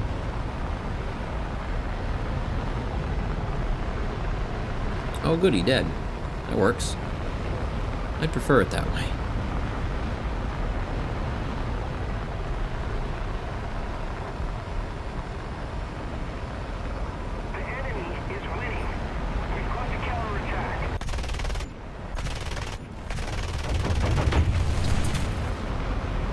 To break it. Yeah, air, unless you're playing arcade, doesn't really do a lineup. But in arcade it does, which can be a ton of fun. Especially for getting god modes and Silver Lions, really good. Oh, out of ammo. That is the one thing I'll give for this aircraft. It doesn't get a lot of ammo.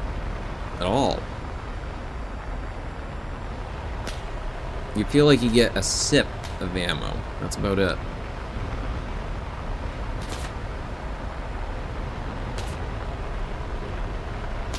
Whee. Hi guys. I hope you all do well in the battle to come. Good luck. Figure I'd give the troops a little go do it victory speech. You got this. Go kick their ass. Red team, you do your best too, but we're still gonna try and beat you.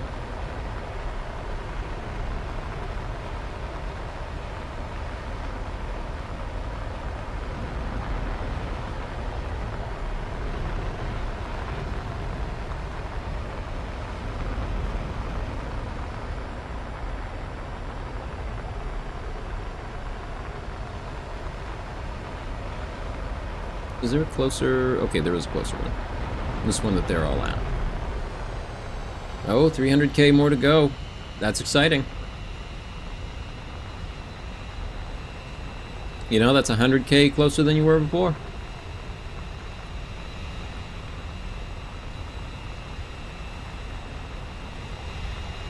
We need to put more pressure on the enemy. They're winning. Alright, let's see.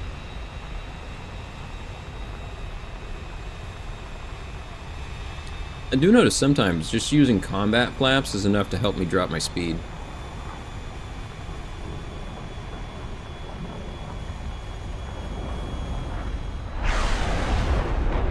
Shit.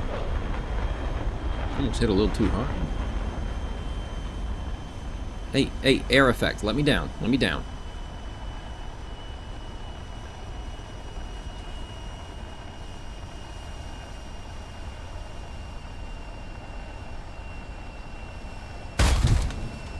Drift it. Drift it.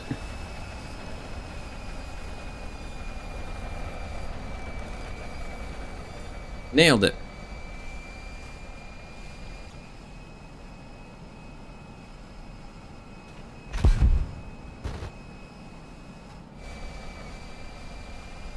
And I only broke the landing gear. Easy fix. Mechanics will have that ready in no time. Oh, ground effect. That's right, ground effect. You're right. I mixed them up. This version gets boosters. I know that. Because this version gets the little rocket boosters on them. And I have it set to, I think it's control throttle.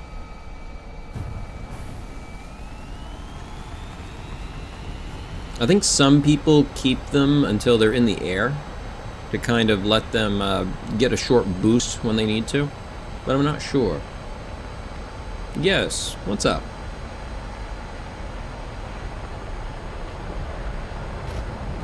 A4E gets it too? Well, that's fun. It's honestly one of my favorite parts about it, is the little boosters. Alright, well thanks for stopping in. You have a good rest of your day. And I will be streaming again tonight.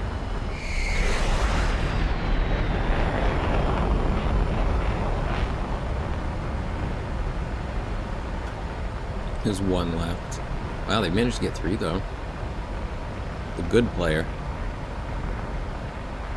Oh, what's this? A skill bonus. That's cool.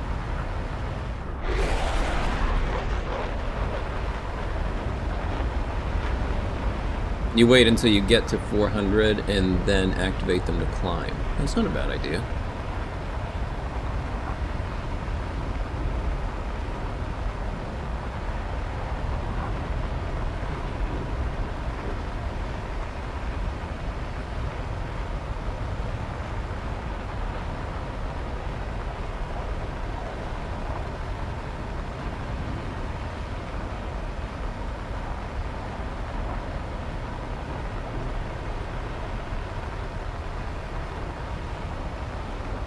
Alright, I wonder if he's just gonna stay... Oh, he's getting attacked right now. I was wondering if he was just gonna kind of hang out over by his runway. Skill bonuses came in Kings of Battle update. Okay, I think I remember that. Kings of Battle, that was the one that added the Hungarian roster to one of the trees, wasn't it? I can't remember which tree.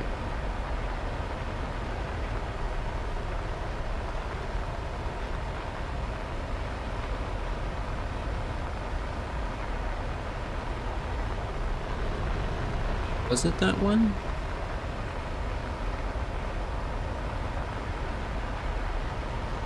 I mean, King of Battle would technically be artillery. Would it be the artillery update? The paladins and stuff? I don't know, they all kind of blending together for me. Okay, that one was Le Royale. Okay, King of Battle, yes, should be artillery then, to make any sense. At some point, they gotta do a Queen of Battle then. And, I don't know. Infantry? Something with it? Come on.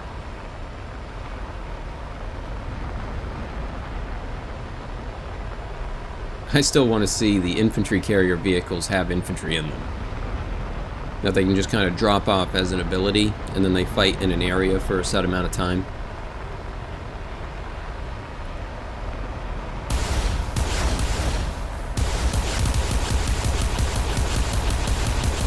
Oh, come on.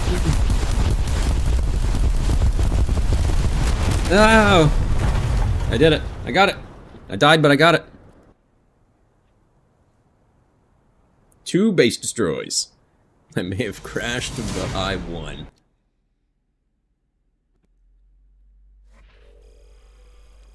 Hey, 3rd place. That's pretty cool. That's way more points than I usually get with these. Definitely a little easier to aim with the April Fool's game mode. Yeah. I really liked the idea for it, but I felt really disappointed with the execution. Mostly because it's the thing I brought up before with how they do events sometimes is you feel punished for playing them instead of playing your regular aircraft and stuff because you don't get anything from doing it very well. Like, it feels like they give you a bare minimum of Silver Lions, they give you a bare minimum of everything else, and you get no RP for anything.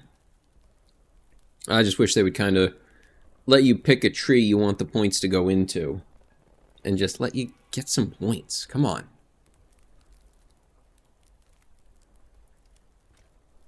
Other than that, I thought it was a lot of fun and pretty cool. I always love seeing new things tried out. My favorite still, though, has got to be the ornithopters from the Avatar event that they did.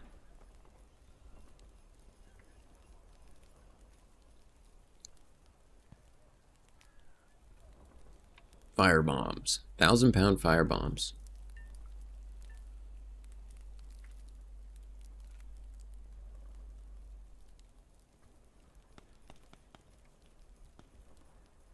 I think this might be the one I want.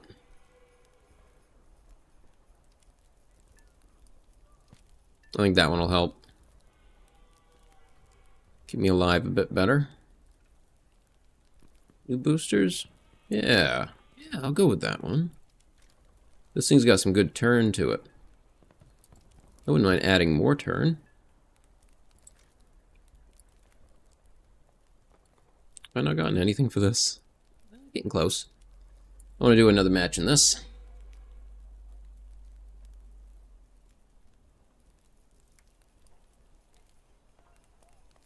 Yeah, I think infantry, if I was going to design a way of adding infantry into this game, the way I would approach it is from the perspective of the transport helicopters and the light transport, the light infantry fighting vehicles would have an ability similar to the, say, artillery strike or something.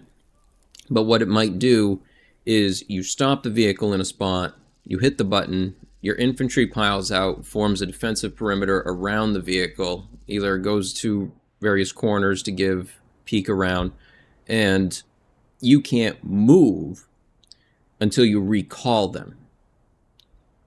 And I think another thing that they could implement is infantry being a requirement to capture points. That in order to capture the point, you must get a vehicle with infantry in it to drop them off at that location and capture it.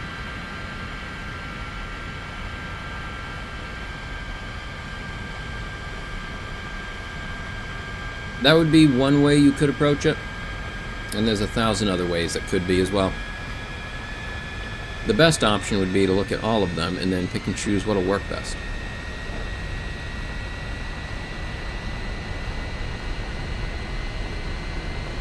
Because the one that I just mentioned, while working for some things, would cause issues on speed of the game. I feel like matches would last longer because of it.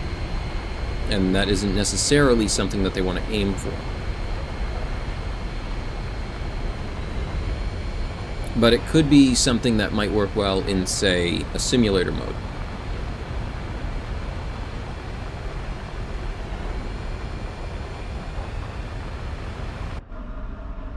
Oh, I still hadn't really got a good chance to sit and look at this.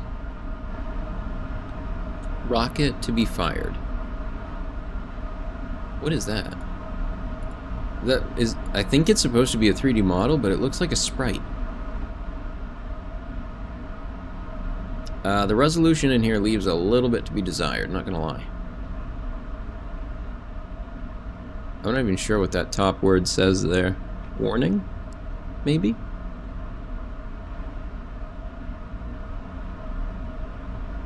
I can read that one. No handhold.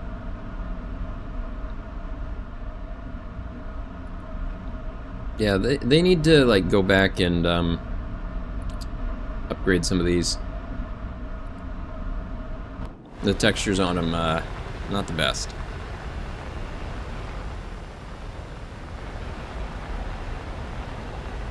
And this is with the high-res textures installed. At least I think that's what I have on. I might have turned them down, though, for streaming. Very possible.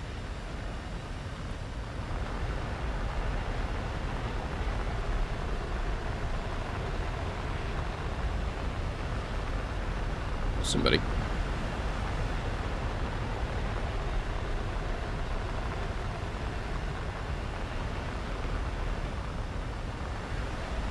What's that little thing right there? That might be a light. Nope, I think that's the light. Actually, those two little... that white and red domes there on the tail. I think those are the lights. I don't know what that is. Looks like somebody stabbed a stick into it.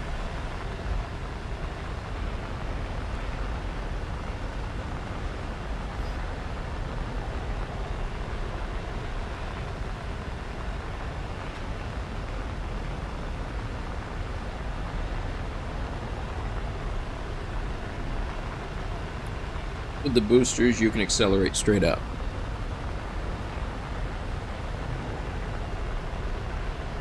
That's quite the booster.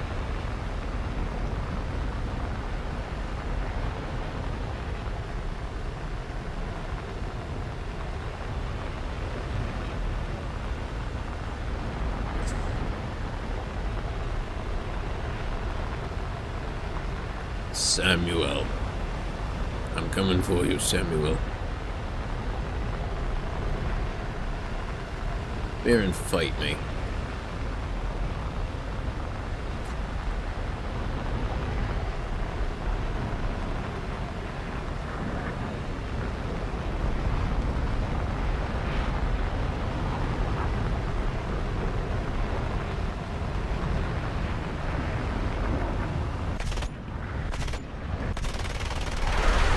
Got him. Oh no, oh no, oh no. That was way closer than I wanted it to be.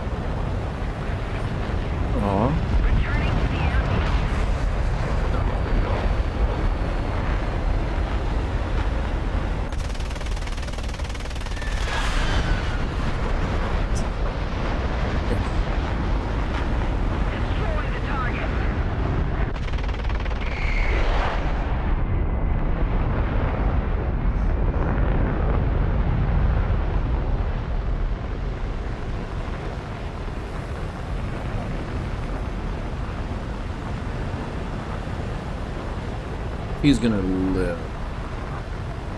He's gonna... He's trying. He's still going. No.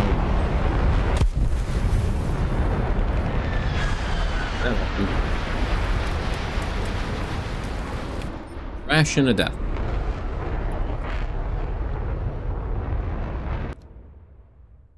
But I got 2 assists. That'll be a couple points.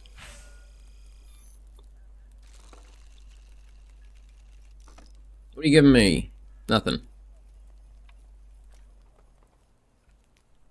I still have not gotten more for this thing.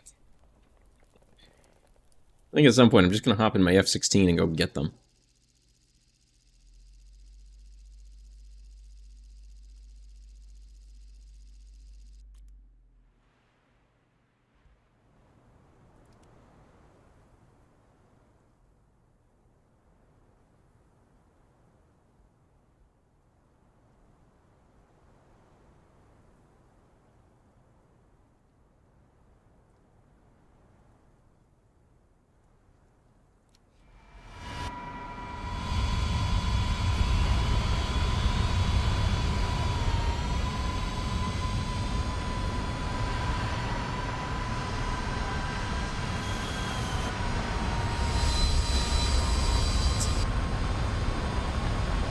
how this goes.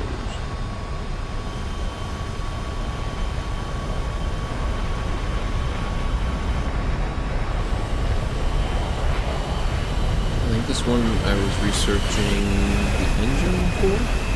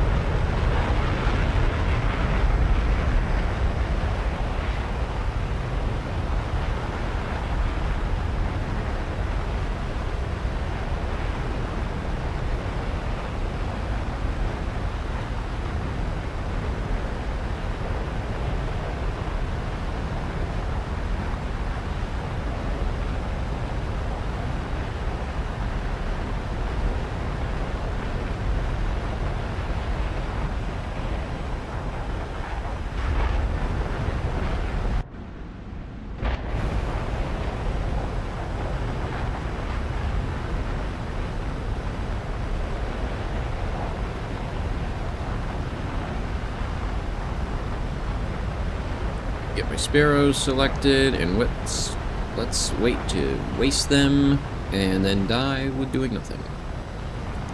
Perfect.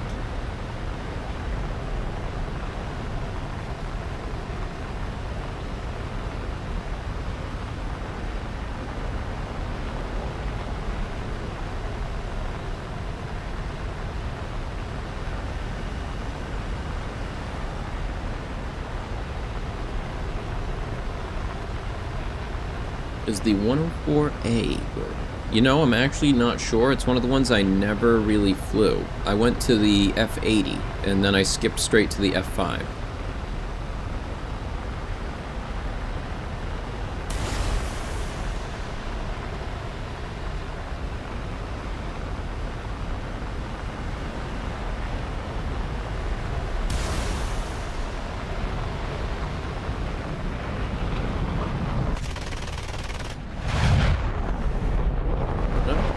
Waste.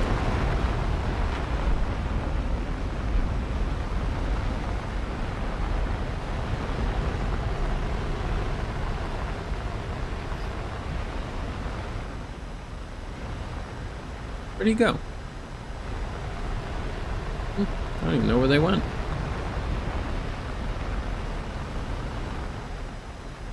I have seen a lot of people play very well with the F-104, but from my observation, it appears to be an aircraft that is not good to beginners, but if you learn to fly it, will be incredibly effective. Play more Sabre? Sure, I can do more Sabre after this.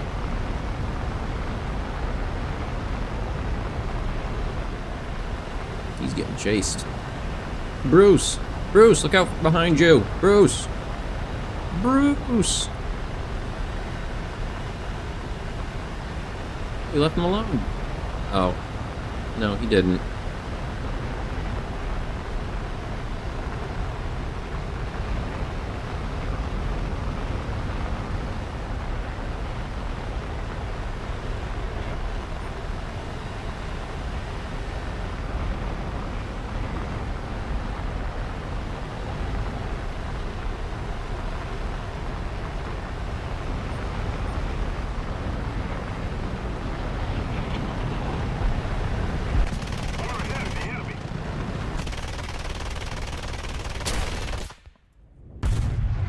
How did that not hit? It must have just been going around him. Never else but them. Maybe I need to increase my sight distance for that plane. Is the F-82 good? Which one's the F-82? Oh, the Twin Mustang. I'm not sure. I don't see it used super often. I liked using this one a lot, though. The P-38 Lightning. Oh, there's an extra 10% RP when you use the previous vehicle. Oh, true. Hmm.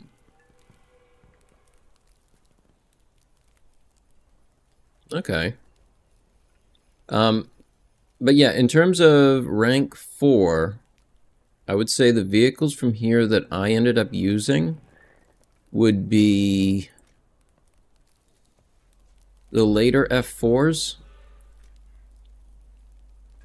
Trying to see which other ones worked well for me. The AM1 was a good one. I liked that one a lot.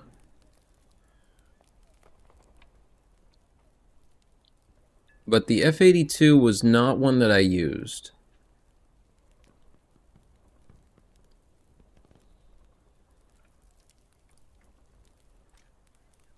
Alright, let's hop into Saber Match. I got some points I can do here. Oh, this is different. Why has this got little things under it? Do they all do that now? What is that?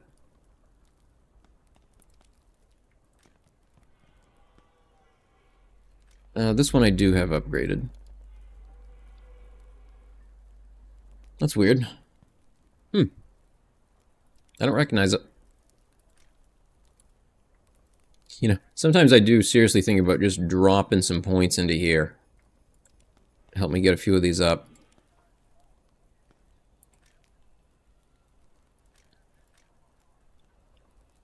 I need level 20 and I don't even have that.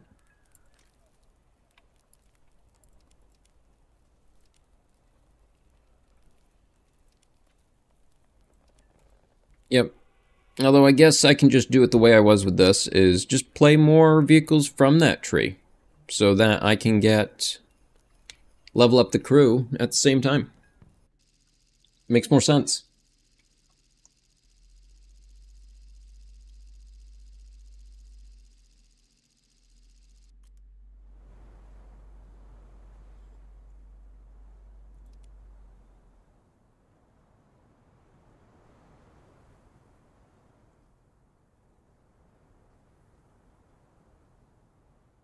But yeah, in terms of all of the interceptor aircraft I've used right now, I've liked the Lightning, the P-38 the best.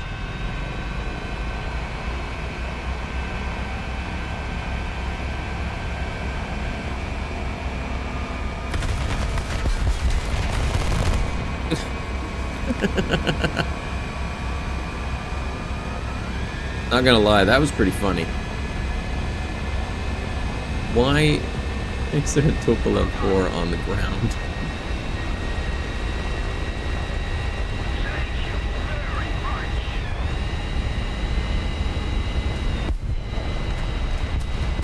I do. I have about half of the Swedish air tree unlocked.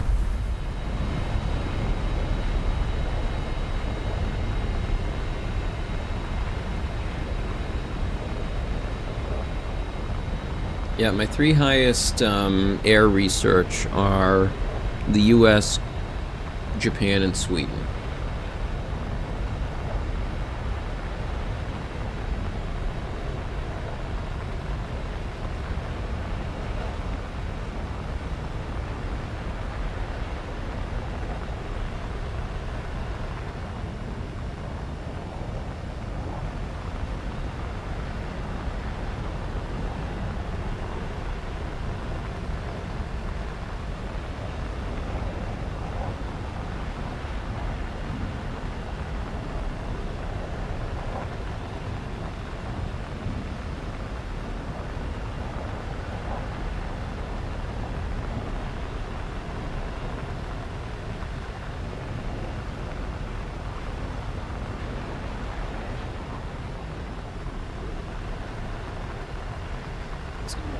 On the air, on the tail for. Is that like an access patch?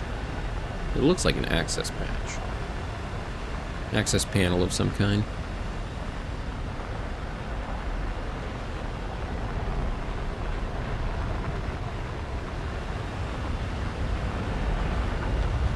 Hey look, it's one of me. Our victory is near. There he goes.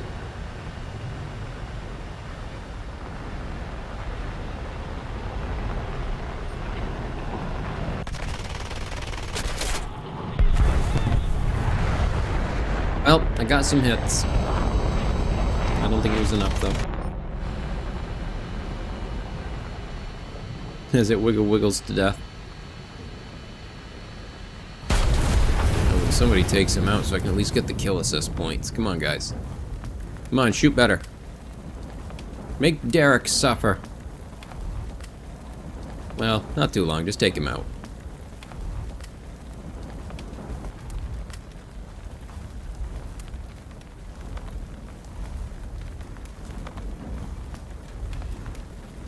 Just watching this happen in the distance. Like, come on, guys. There's 3 of you.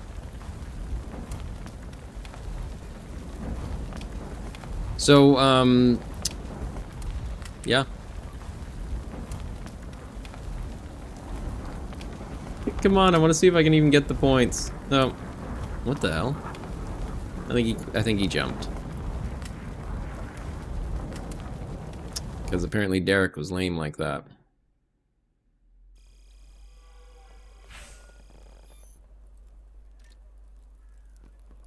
Yeah, friendly fire is such an awful thing. It's one of the things that I think will be a huge benefit of computer systems on the battlefield in general, is just tracking where each other is.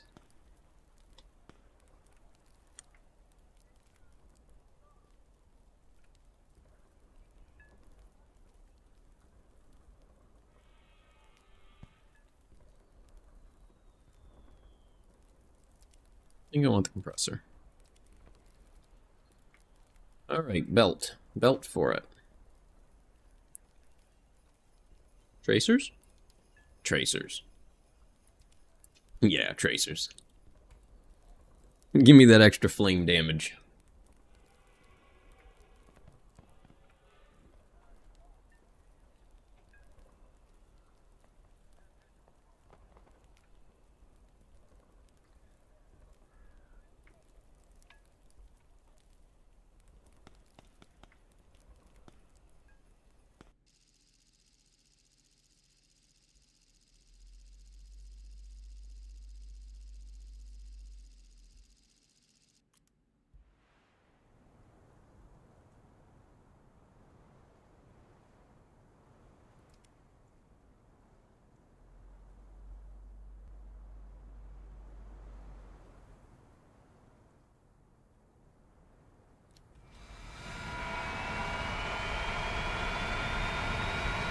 Also, you know, I think one thing I actually really like about this era is just so many of the planes are the same model.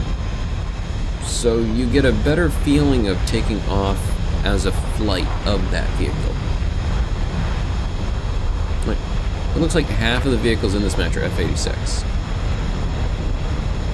F-86s and A4s. And I think that's kind of neat to see.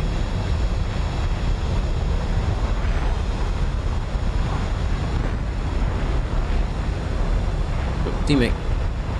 Teammate! Hold up. No, I'm coming. That's not gonna help you, buddy. That is the wrong way to do it.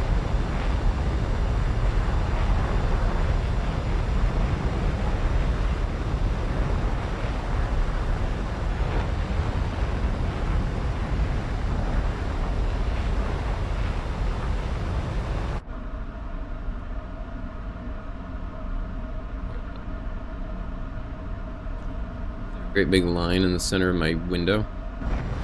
What is that? What the?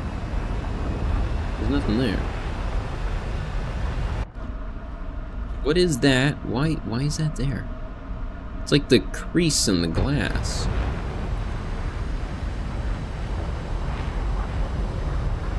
Look at that.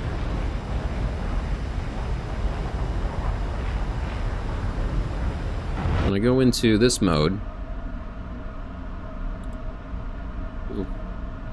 they need to work on their Cold War vehicles. I'm just gonna say that. They need to stop and put some effort into the vehicles they've already made.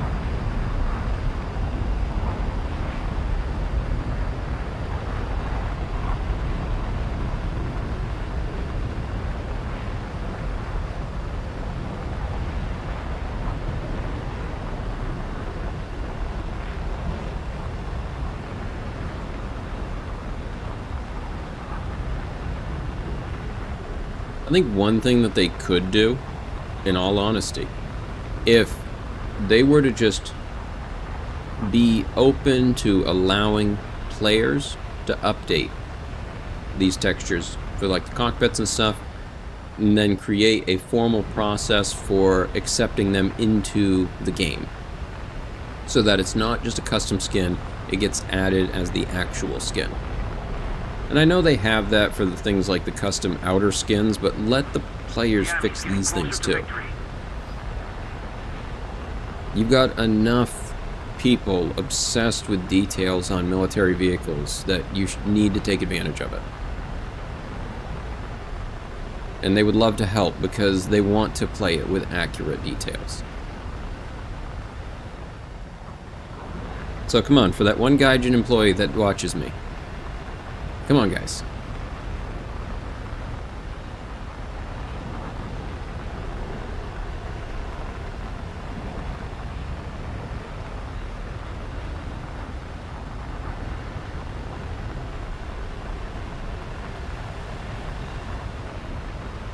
I can get this ball.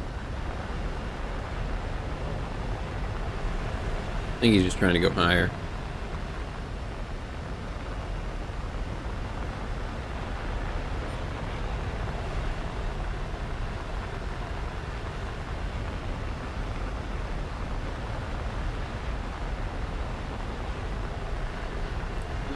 Do much.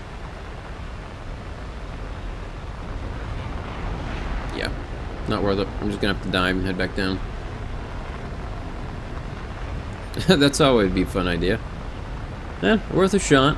I think letting the players have a bit more of a hand into keeping things maintained is unfortunately the route that needs to be headed. Companies hate maintaining their stuff, because maintenance doesn't necessarily relate to sales. So when working as a business, it becomes really difficult to justify maintenance sometimes, which is a terrible thing because it will screw you over in the long run.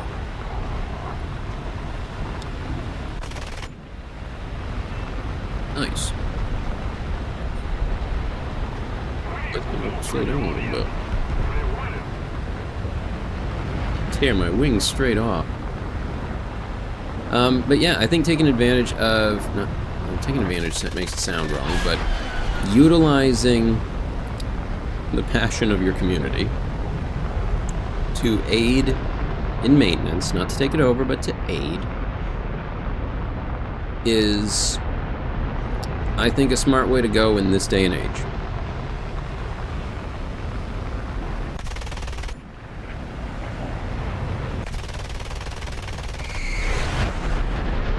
Nope.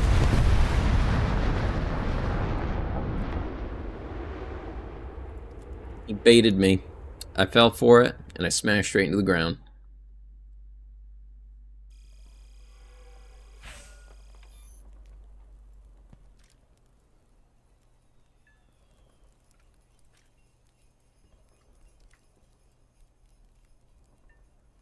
Doing something else for a moment. I want to at least try and get that destroy enemy fighter thing.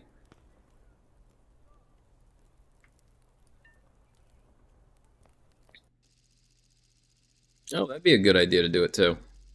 Help provide little bonuses for people. I think, I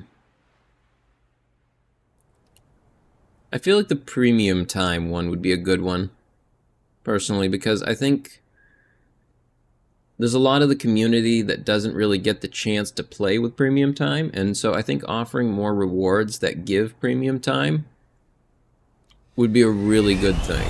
And actually, now that I've said it, that could be used badly. Because premium time is so useful, it's like a drug dealer giving you a taste. Oh yeah, here's 3 days of premium for you. Enjoy. Yeah, we'll see how that goes. Yeah, this is the first model, F-16, the Block 10, the ADF. It does not get any ground weapons at all. It is all air, only. But the thing I love about it the most It's just that the design is so experimental here. Like, so much of this got changed. Like, look at the upfront console. It's completely different.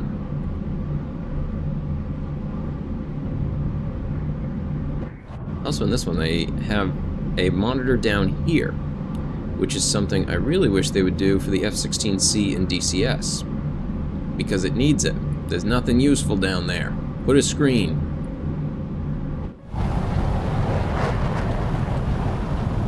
Oh no, wait, that's not what we're doing. I do that and then I screwed up. We don't play that way. We go for, I use my sidewinders first. And then I use the sparrows. Because I'm more likely to do well with the other ones. Let's fly, guys.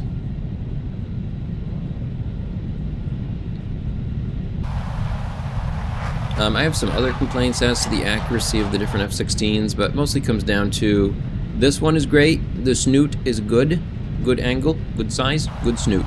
The F-16C, no, bad snoot, designed wrong, did it wrong.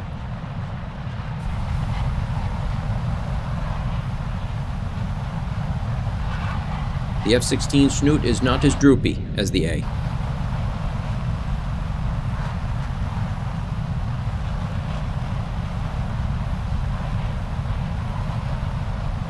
I agree. There's just so much about it to love. It's a great aircraft.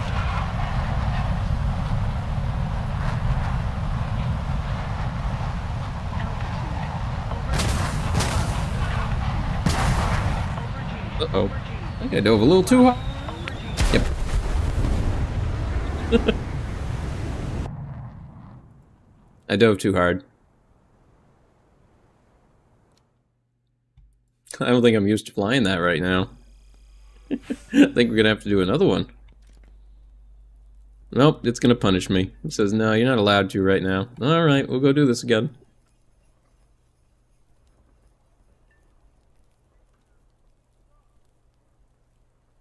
Man, all I want is 4 more kills. Come on, guys.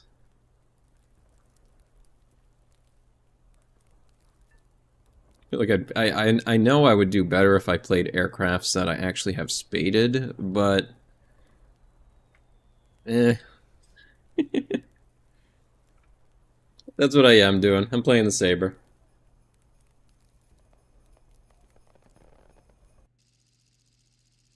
Since it kicked me out of the F-16 anyway. It was just like, nah, that was awful. Go away. 5-minute timeout.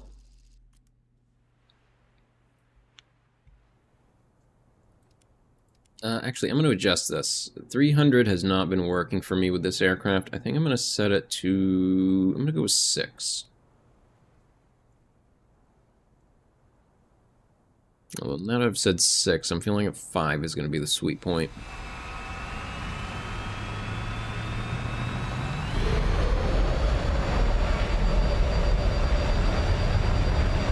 There's actually a story of a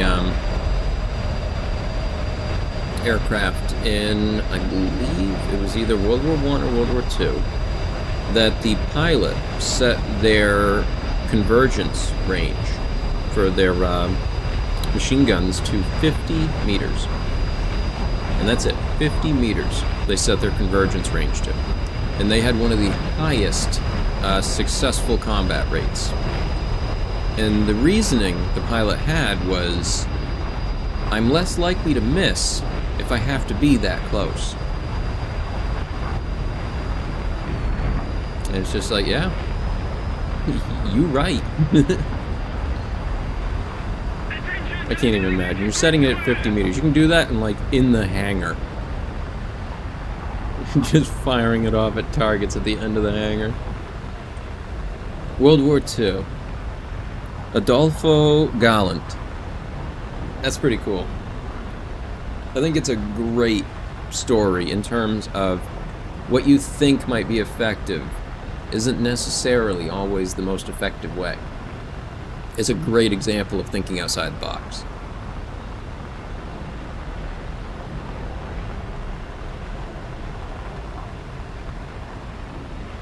Galland.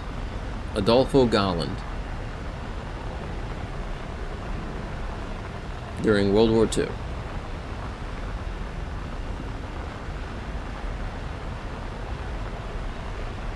Yeah, there's a lot of really good pilot stories that get pretty crazy like that. There's another one from, oh gee, was it the Korean War?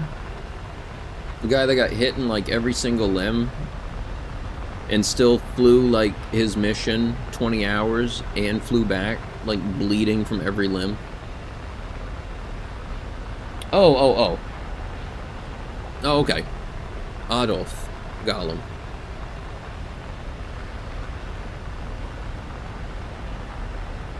Adolfo would be... That's a different language. Is that Italian?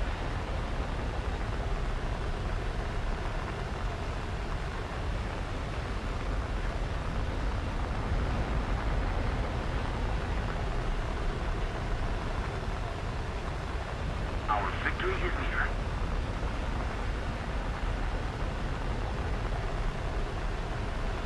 I have to bleed my speed as I try to get higher up in the air. It does get harder and harder, that's for sure.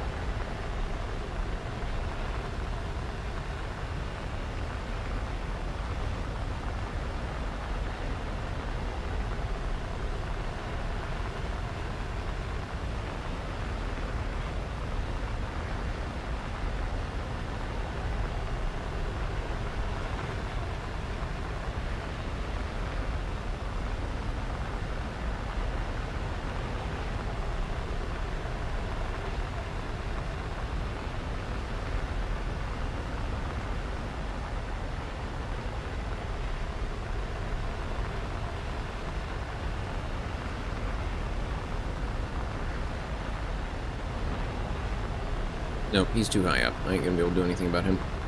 I ain't gonna bother. So maybe turn this way. Although I suppose if I do get sideways to him, parallel to him, then I can probably continue to climb and eventually get to him. Hi there, buddy. I'm coming for you.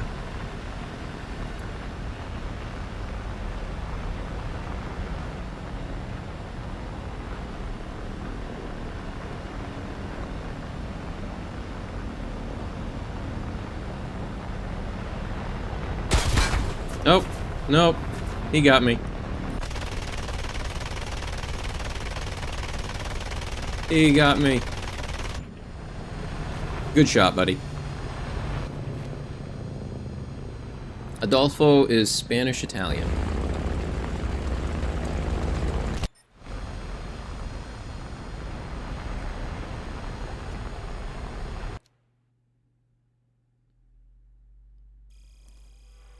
Also, this is an interesting little side thing I've noticed with the different aircraft. So, look at this one. These intakes are angled outward at, I'm going to say probably about 10 to 15 degrees. When we look at the F-15, these are straight angled. Either perpendicular to the ground or parallel to the normal. When we move towards the Soviet planes, such as the MiGs, these ones intake at a similar angle to the F-14, and so does this one. But the F-15 does not.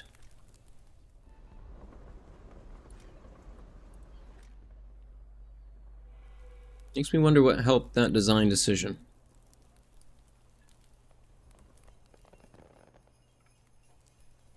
That straight intake design versus the was it cantilevered? Canted? Something like that. Alright, let's go again. Oh yeah, sometimes I get very unlucky. I'm gonna chalk it up to it being a stock aircraft, though. Or, you know, the other option is a little bit of column A, a little bit of column B.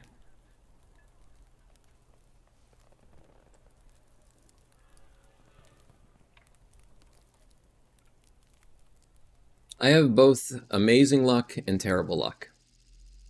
Like, I've managed to get the million silver lion drop at least 3 times in the span of playing.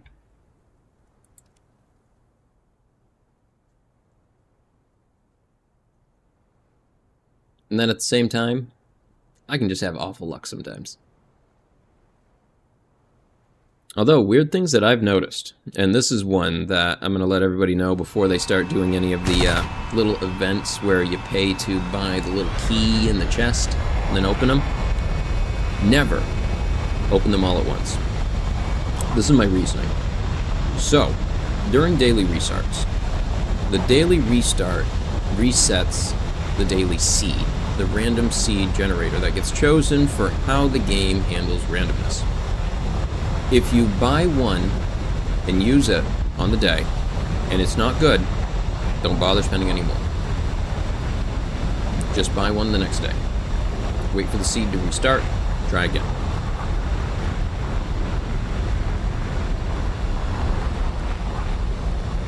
Sometimes it can be okay, buy a couple, but I would definitely not suggest doing a large amount in one sitting.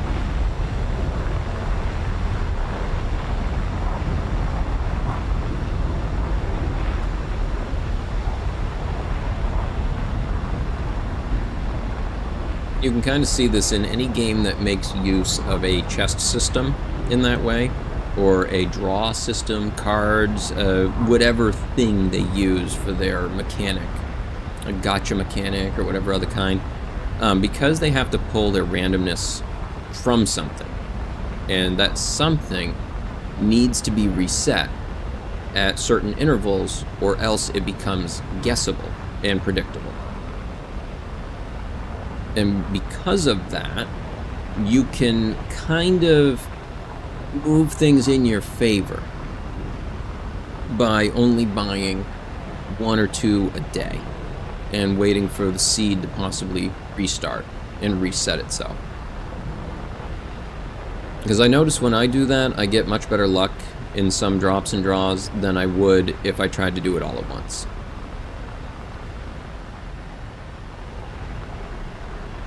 Seraphim. What a name.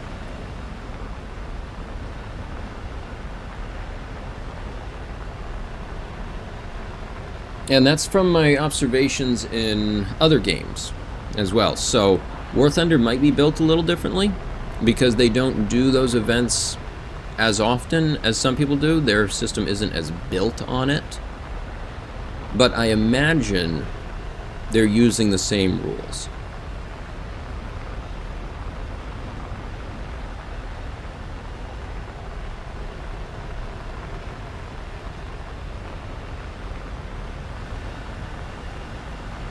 Because at the end of the day, there is no such thing as random. It doesn't exist. Especially in computers.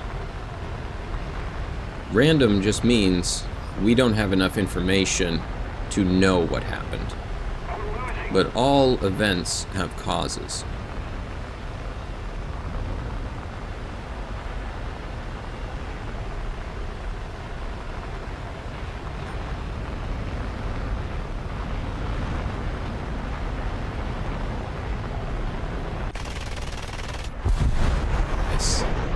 That was a good hit. Oh man, that was a good hit.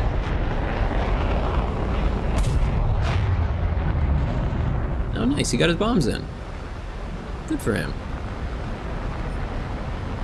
I got my kill, he got his bombs. That's a good time.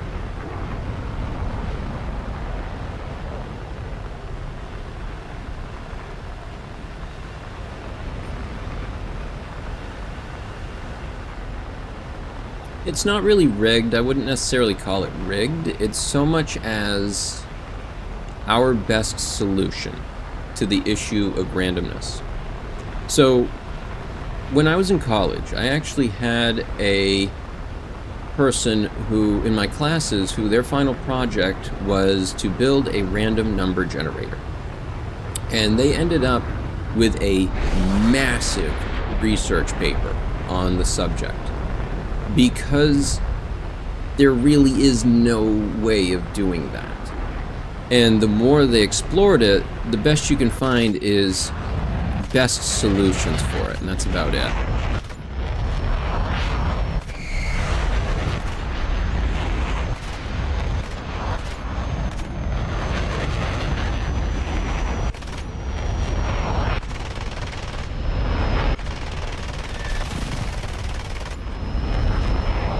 Got a hit there.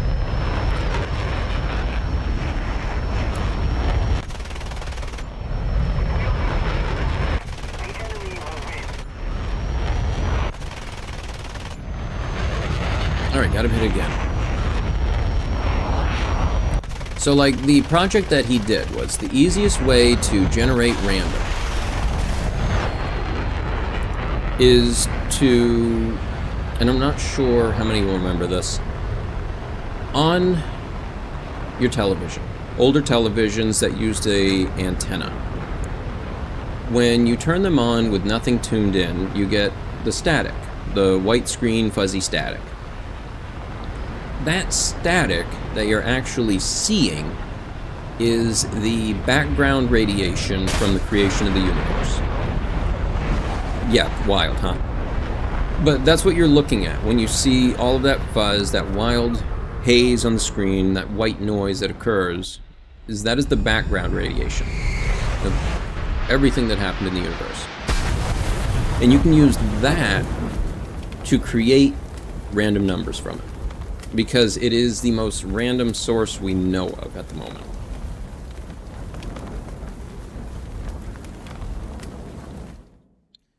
Well, yes, technically everything would already be pre-decided, depending on how you approach it.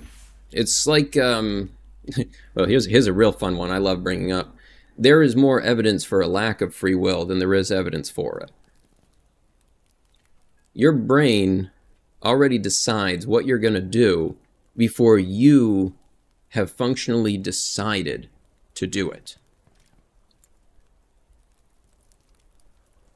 Like, before you even make that conscious thought in your head that I'm going to do thing, your brain has already told you that you're going to do thing. Because all it is at the end of the day is a bunch of cause-effect mechanisms.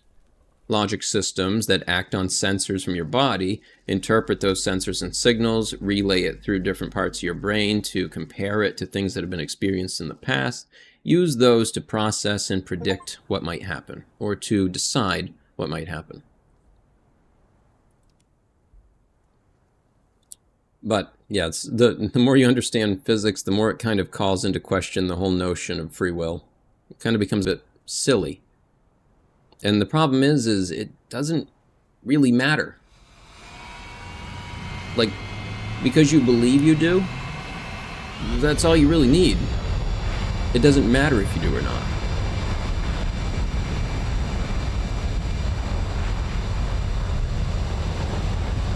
But that becomes more of a philosophical question. Yes, that is called information theory.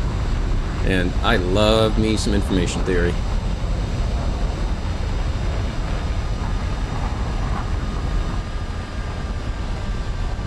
It's like the idea of and I might pronounce this wrong, I've only ever read it, I've never actually heard somebody say it, but an ergodic source.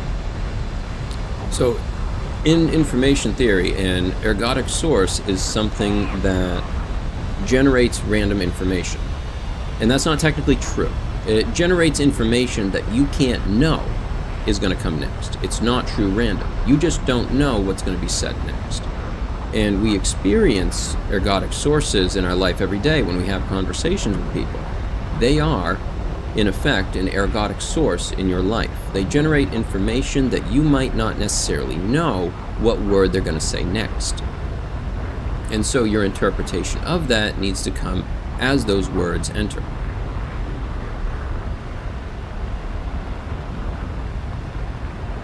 But crazy stuff. I would love to do some animated videos on some of these subjects and topics because I think that would be the best medium to convey them for me to my audience. Because they can be really, really dry subjects. It took me a while to work through my information theory book. But after I did, I came up with a lot of really good ideas for how to express what they were talking about in a honestly more entertaining way.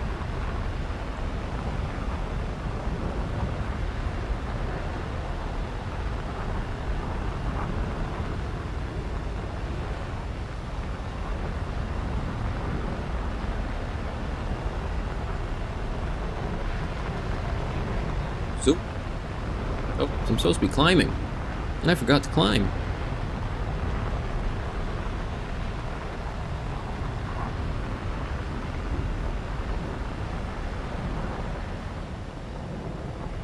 Yep, information theory, theoretical physics, those are two I enjoyed quite a bit. Theoretical physics I ended up touching quite a lot because being in computer engineering and the scale computers are getting to, we're starting to deal with issues that require quantum physics to solve. Such as when you're trying to hold a single electron in a gate for like an SSD, the issue of that single electron deciding, no, I don't feel like being here right now, and randomly teleporting into a different cell. And we say randomly teleport because that's how we as people interpret it. There is something happening that we can predict and prepare for, but we just don't know how, and we don't know how to get the information yet. Coming on a random live, you learn these kind of things. Yet you just never know. That's the randomness of it all. But it's not necessarily random.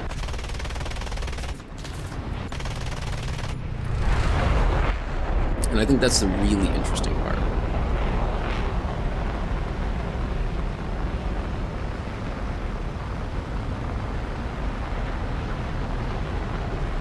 It's kind of like, and there's also issues like with gravity. This is a really interesting one. It's hard to put into words, but there is not a lot of evidence for gravity. We can observe it, but we have no idea what actually causes it. We have an idea that it's caused by mass, but we don't know how. We don't know what's the carrier signal for it. We believe it could be a thing called a graviton, but we haven't found it.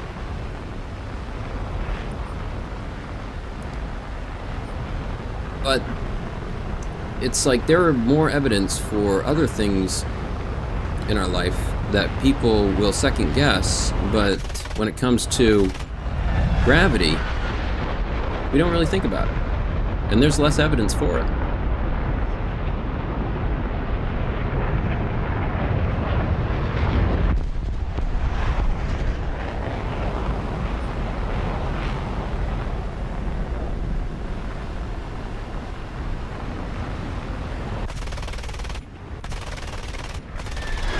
Oh shoot, didn't get him.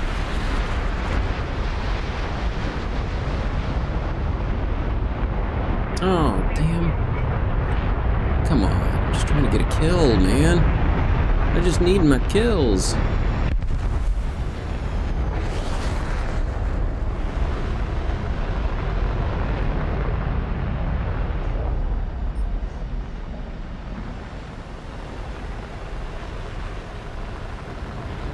Magnetic attraction? I mean, you want to get talking about magnetism, there's some weird stuff that gets talked about by like, oh jeez, give me a second, Feynman.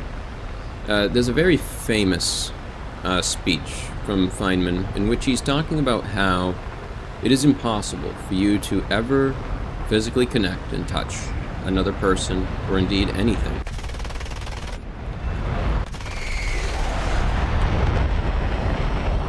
And the reason for that being that if you could, our atoms would become intertwined. There is a magnetic field that exists across your entire body that prevents your atoms from intermingling with another person's atoms. Nice, absolutely. I love seeing scientific papers. I actually follow 2-minute papers, and I would recommend them. You can get a little bit excitable at times, but it's good stuff. And it helps you kind of stay on top of what's happening in technology.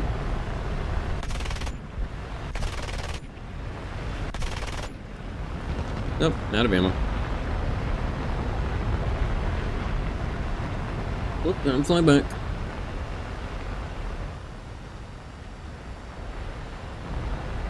I think I have X. Yes, I have X set up to cancel targeting. But yeah, basically because of the chemistry and the physics that governs all of the parts of your body, there exists like a tiny magnetic repulsive field that prevents you from touching anything else because they all have the same magnetic type of field.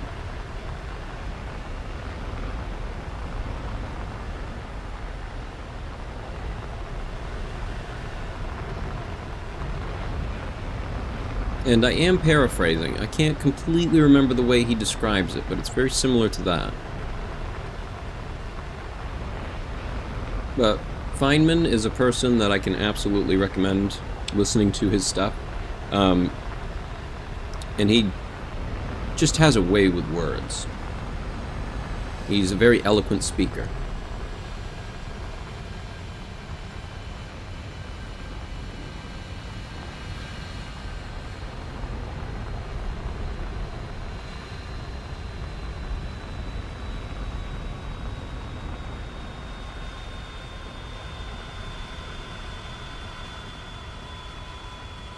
Yeah, 2 Minute Papers is one that I've been following for a while now.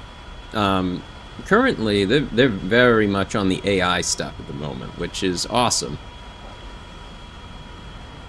I wasn't big on AI programming or anything, whoops, because I was in computer engineering, and AI programming is honestly a bit more computer science.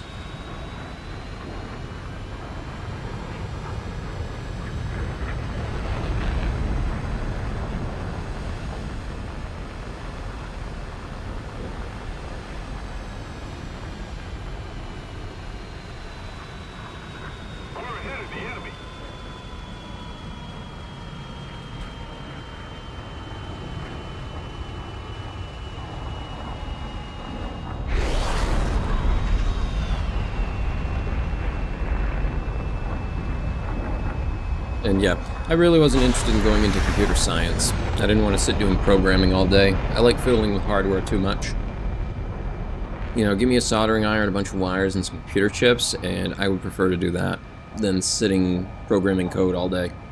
I mean, I still had to do that, but I was mostly programming things like, yeah, when signal comes through this wire, I want you to do this thing on this wire.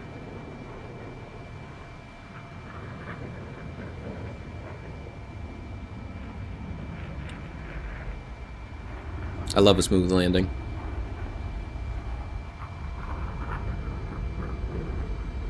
Yep, I went for electrical and computer engineering, but I definitely focused on the computer stuff instead. Hey, best squad. Yeah.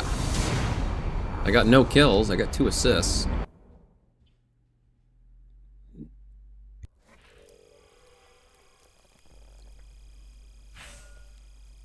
Aerospace. Yeah, aerospace and computer, that's a good mix. That's a real good mix.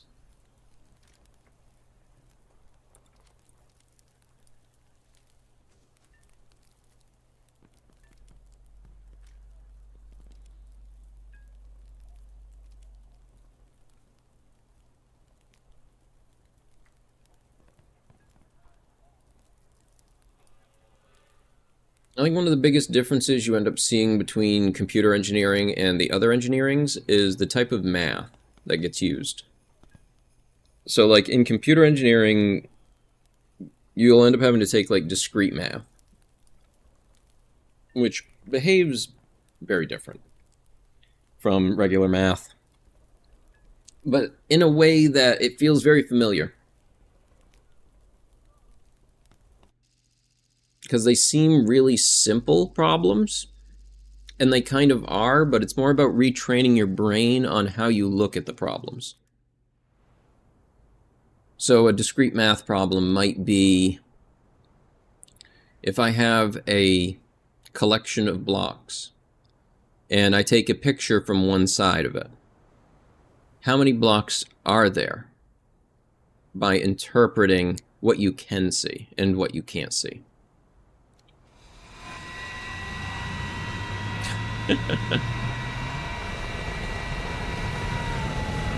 Well, it sounds like you could get some remedial schooling on it, maybe.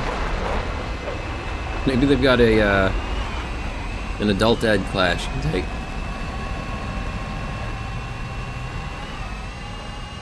Attention to the designated grid zone.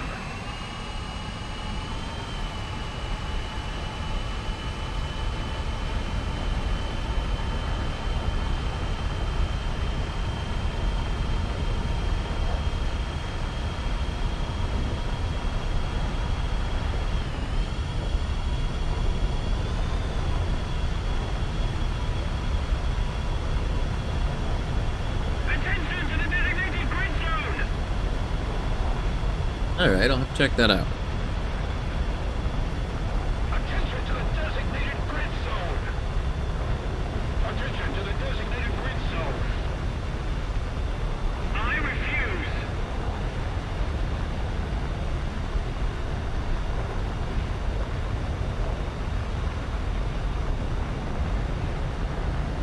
It's a good gravity one. Always fun.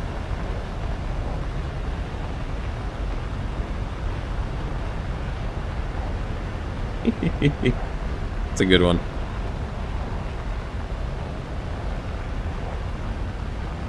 Yeah. There's a really important thing I remember learning when I took physics in college. Yes. And there's a name for that, Tian. It's there. It's a good thing to have. I personally believe that thinking you know it all is a logic error. Because not really physically impossible. Kind of like physically impossible.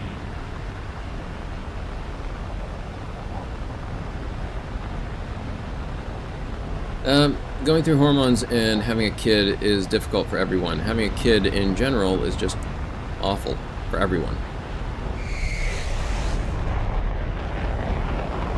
I'd say even the kid.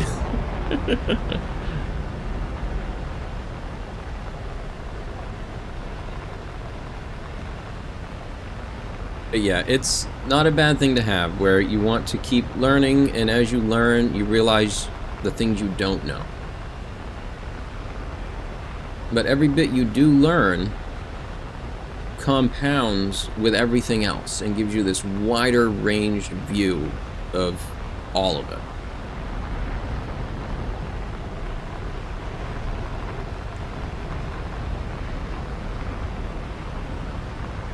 Oh, kid's not born yet. How many months along? Because I believe that plays a huge part too. Because even just the physical changes of not being able to move around as easily. The physical changes of how you look might bother you. And all you really want from your partner is for them to say that you look great today. That's the best thing I can give you for advice, is just remind her she's beautiful.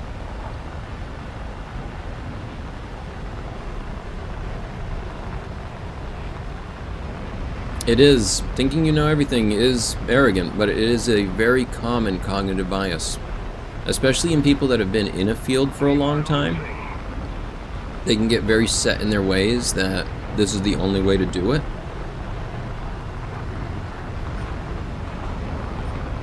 Oh, no, you don't.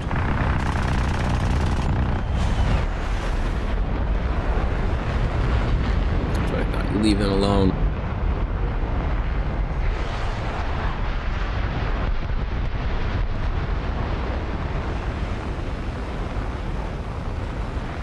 Oh, 7 months. So, yeah, she's at least probably looking forward to it being over on that. You've still got the other parts you're waiting for, which will be the dealing with a baby and everything that comes after.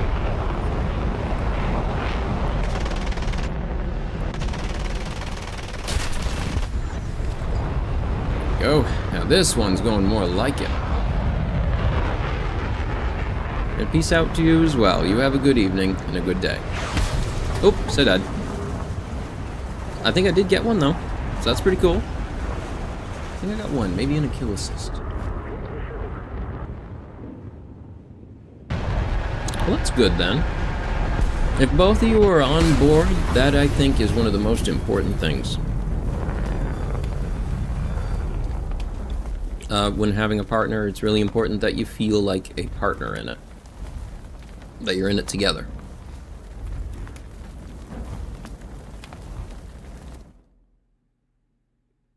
I would just say that after the kid is born, you will likely need to be putting up 80 to 90% of the workload for a bit, while she even recovers to being able to handle 50 again. So your work is going to be cut out for you. So just know that when it happens. Probably even like, if you could, I'd suggest go watching some YouTube channels of new parents and just kind of get a feel for what skills you might want to catch up on real quick before it happens.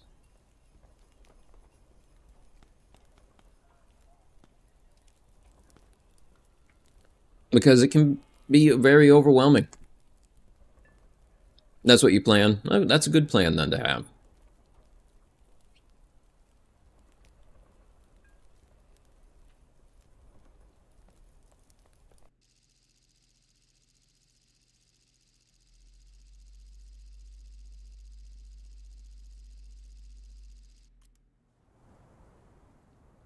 I'm hoping soon I'm gonna finish that thing I was on. Oh, whoops. I think I need more fuel in that. 9 minutes of fuel? That's all I was taking? Yikes.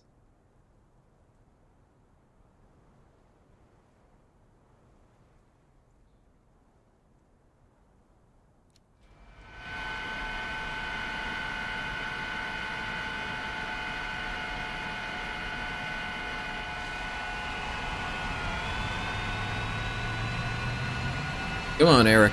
Let's go. Attention to the designated grid zone.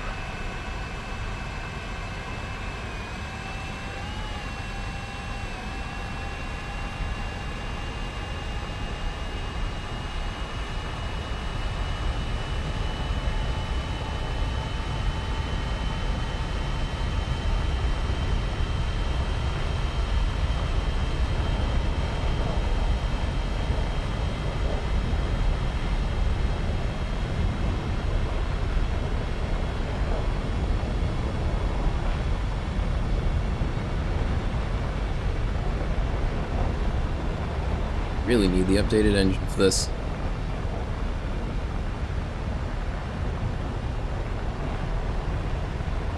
Well, that's a great mentality to have. And that'll help a lot. And I wish you the best of luck with it. I agree. Because it's not easy.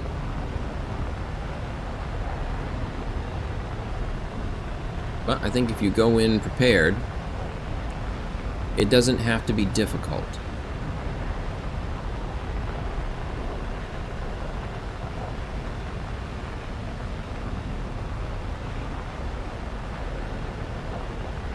Yeah, I get the feeling. It's just kind of something they do whenever they release a new map. They'll give it to you 100 times.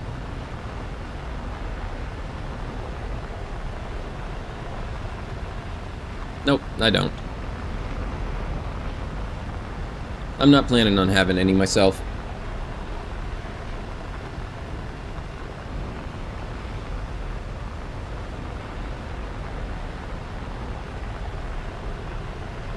No, thank you for that.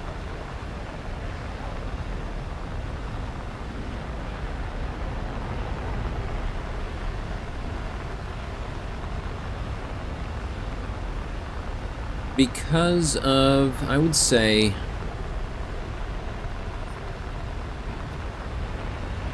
there are other things where I think my work needs to be.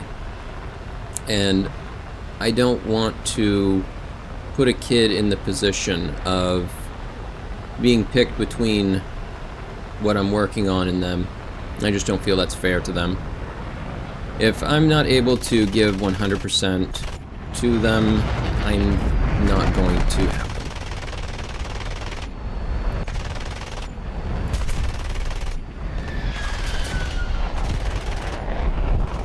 Victory is here.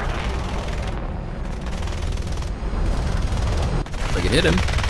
Watch it, buddy. You're gonna get a couple rounds. There we go. Got him. Yes. It usually isn't planned for a lot of people.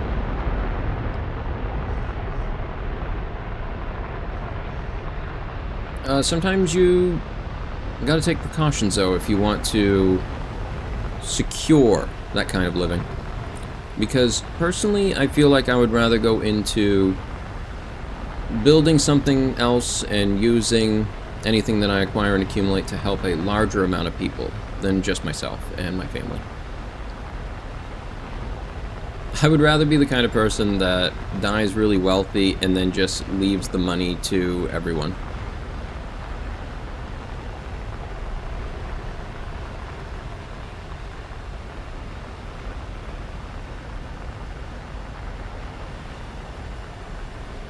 Because what good is it for me if I'm already dead?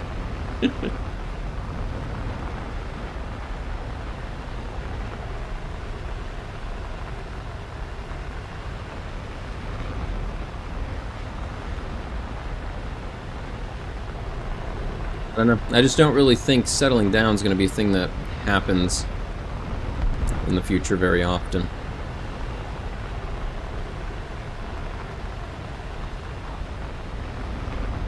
Things are very turbulent. And with cost increasing the way it is, even with what I make, it's difficult to afford where I am.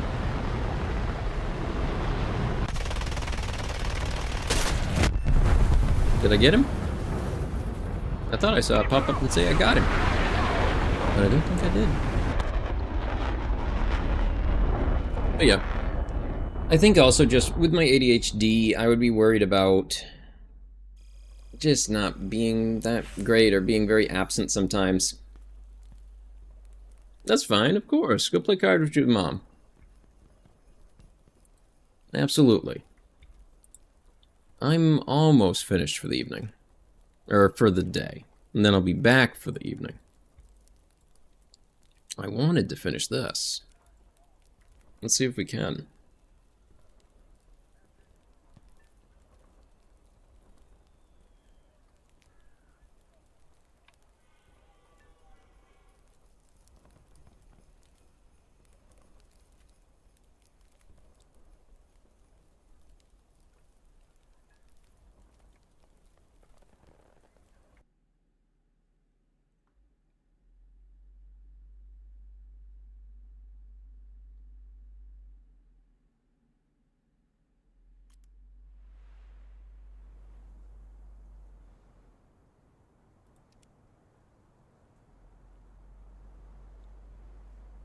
Plus, I also think there's the other option of I would enjoy just doing the dual income, no kid lifestyle with a partner.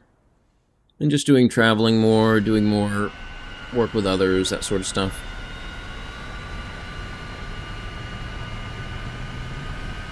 I think that would be enjoyable.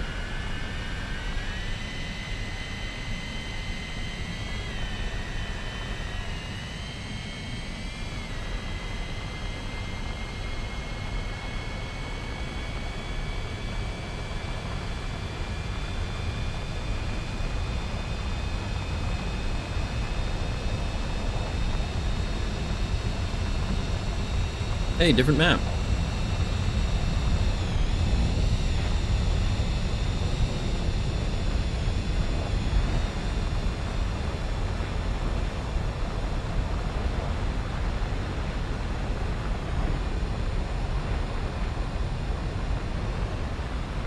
Okay, I am gaining altitude.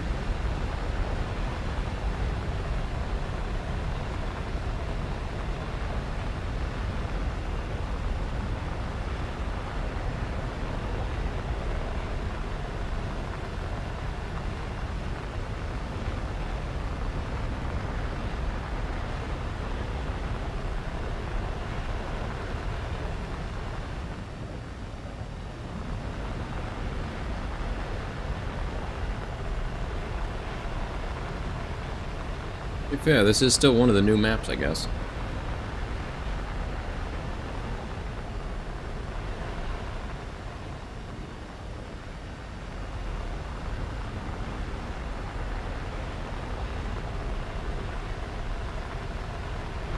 I think this kind of map is a welcome change, though, for realistic. I think it helps bring some variation to stuff. Instead of big flat maps. Or maps that are only mountains.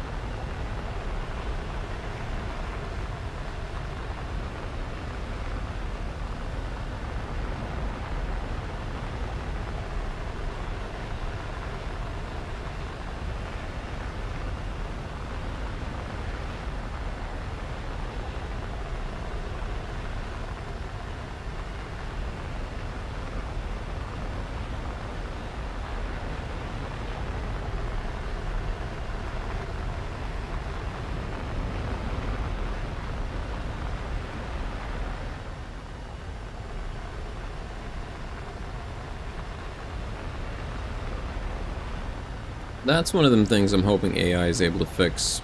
AI graphics. You see that pop in from the mountains? Is the issues with trying to load the model, load the texture, all that stuff. AI eventually could just be used to fuzz that and make it appear like it's there, but not really. I think that would be a good use of it.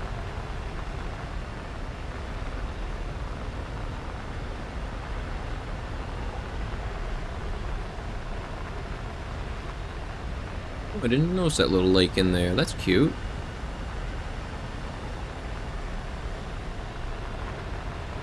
Ooh.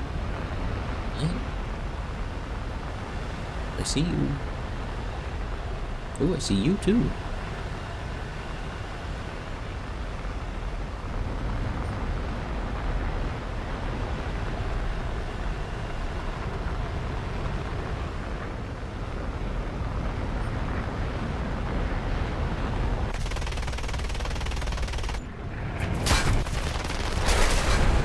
Oh, I got him.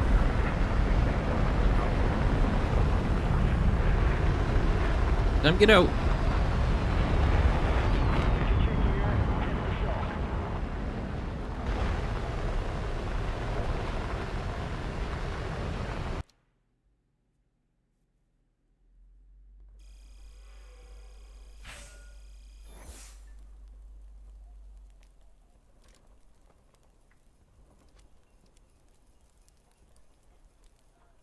I want the new engine. We should get airframe.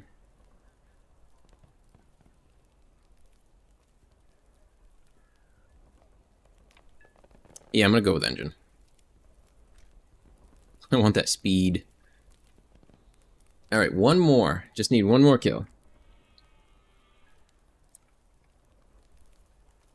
This might be the last one for right now, if I can get the kill.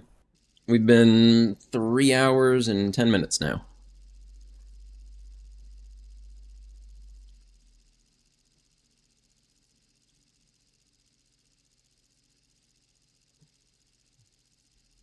And I have zero idea how the actual research points are going on the vehicle I'm researching.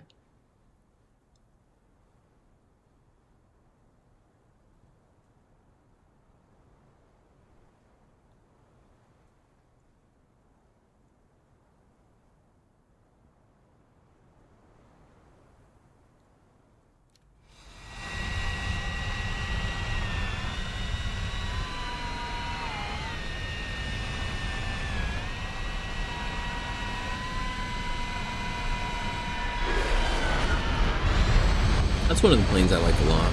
The F9, F8. It's a pretty good one. I had a lot of fun with that one with this rank before they moved it and folded it deeper inside of Tech Tree.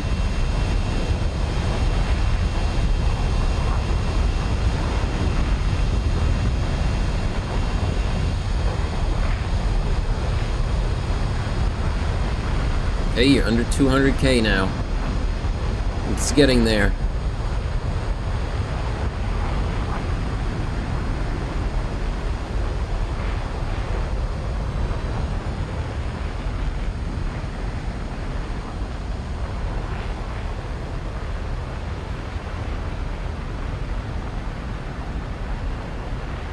I wonder, do the later Sabres have the afterburner, the WEP? The Valtour does seem fun. I see it being used a good amount.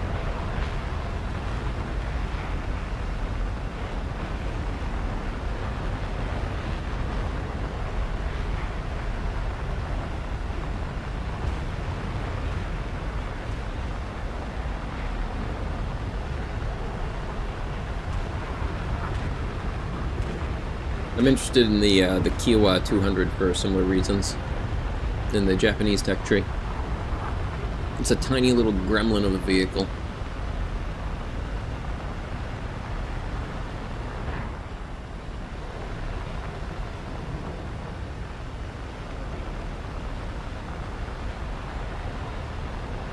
And what kind of a plane uses a rocket motor as its main engine? That's insane. I love it. The engineers who built that, wow, what were they on?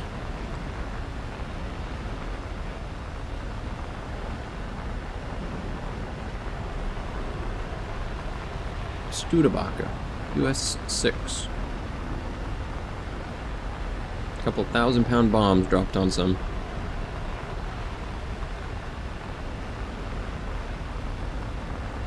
Yep, they did. I think... Oh, there is a reason why that history is there. I can't remember what it was. But there is a history behind why they have that aircraft, and its relation with the original.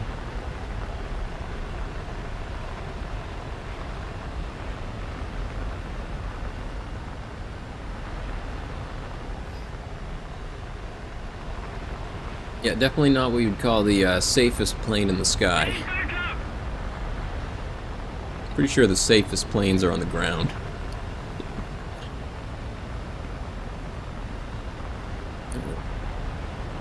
End of this, bit off a bit more than he can chew.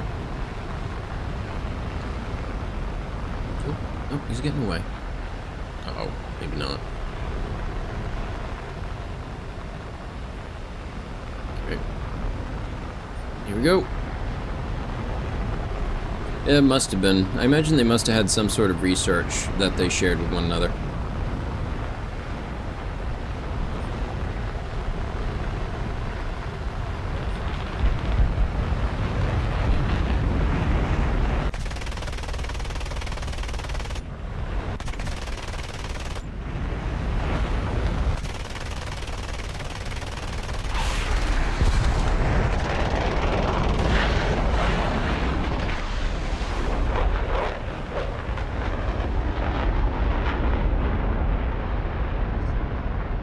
Is he gonna make it?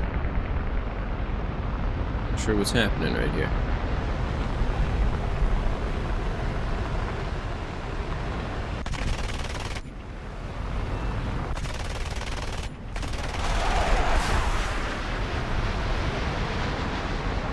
Alright, I got the one.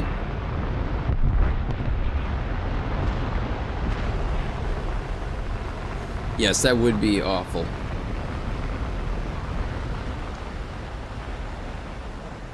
You'd crash with it and it would still just keep going.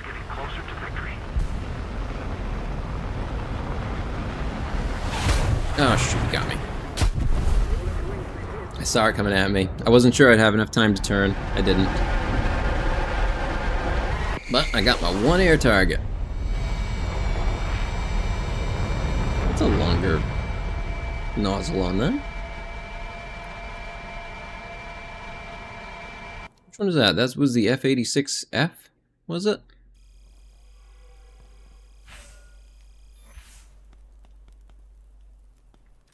Alright, I gotta wait for that one to finish, I guess. So let's take a look at some aircraft and things. I want to see that.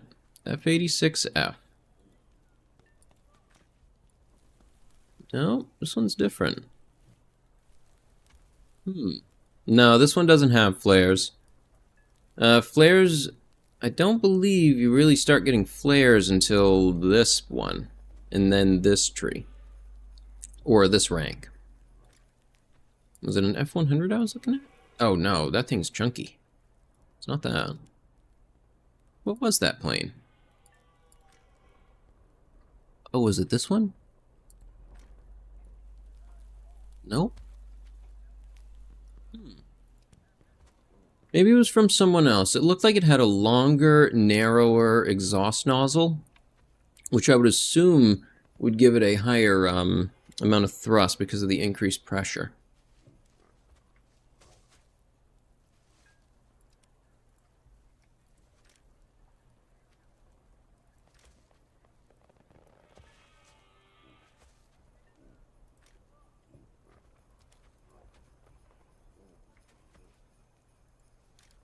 We had our mods here. Still on engine. Yeah, I'm just going to take this out for a quick match then, while I'm waiting for that to complete.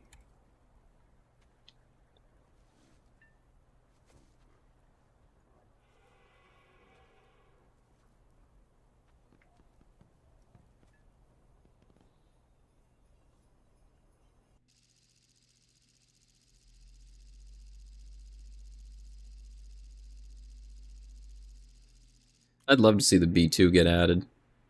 I think that'd be really funny.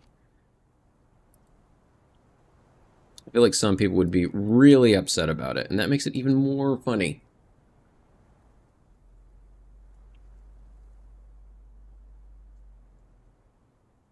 Although, I think I want to see the 117 first, the Nighthawk. I think that's the one I want to see first. Oh, F-15.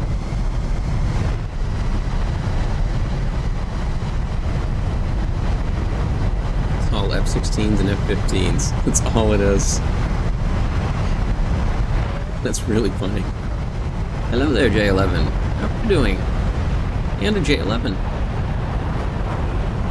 Two of them. Oh, there we go. Now I can see a few more. I see a Sukhoi. Nope, that's it. F-15s, F-16s, and a couple others.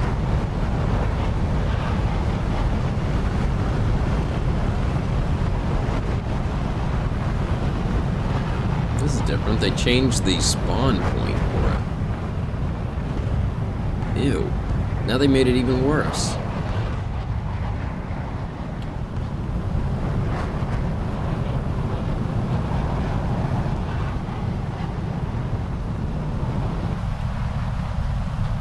F-16 is a really great aircraft, I agree.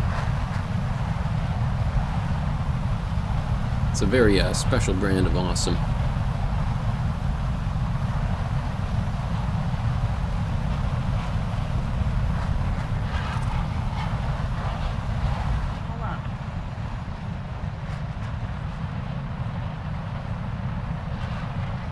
Let's see here.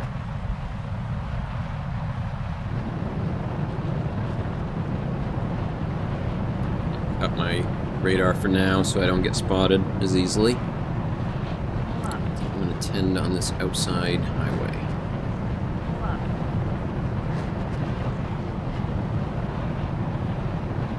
Let's take a look here. Got a couple F-15s in a pack. F-16 right here.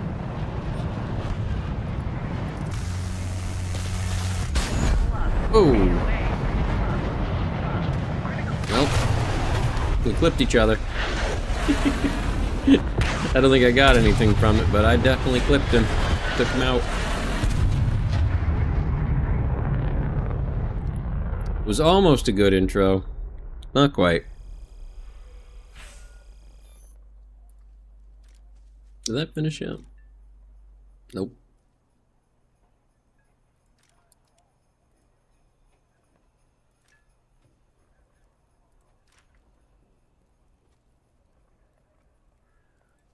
Do I have this one? I do. 14B. I think that's the highest rank aircraft I have. That and the F-16.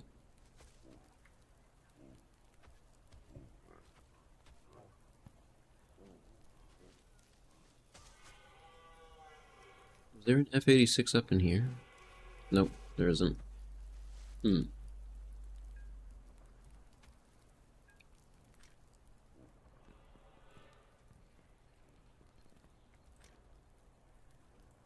Just gonna do another one of these, I guess.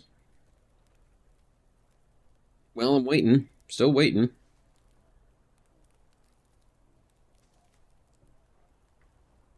I thought that was gonna be the last one, but I guess it wasn't.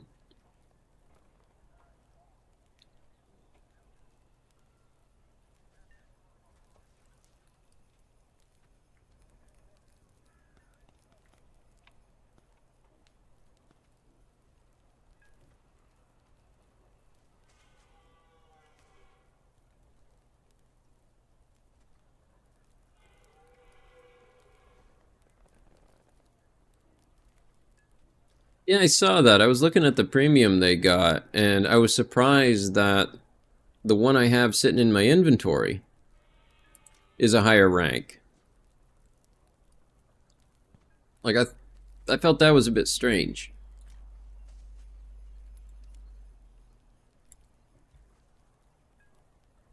But I suppose they kind of want to avoid putting premiums in the top tier. I don't know.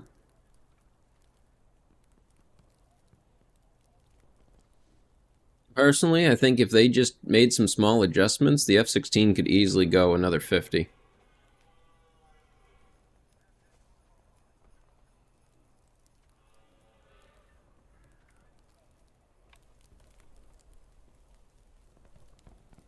I think if nothing else, it would be worth keeping around as an alternative combat platform.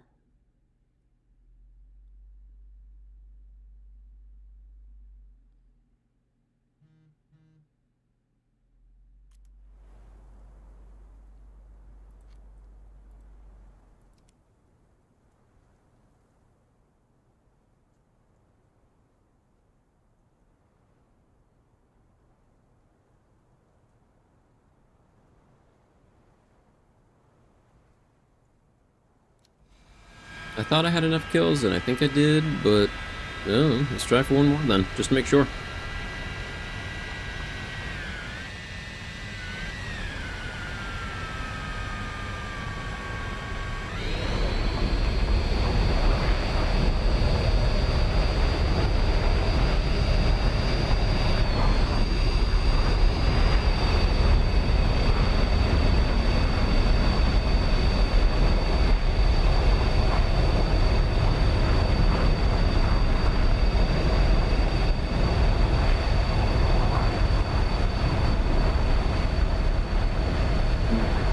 Yeah, that would be a frustrating thing.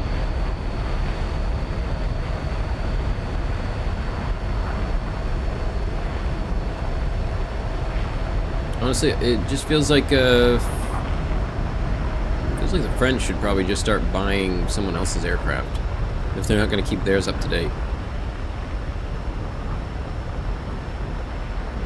And again, maybe that's what they are doing, and that's why they haven't been keeping it up to date. I'm not really sure what the French typically fly.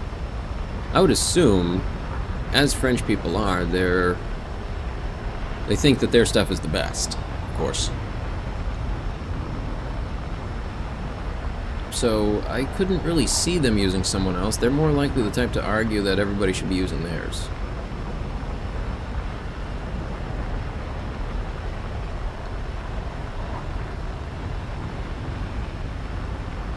Oh, they got the Rafale. The Rafale is a very good aircraft.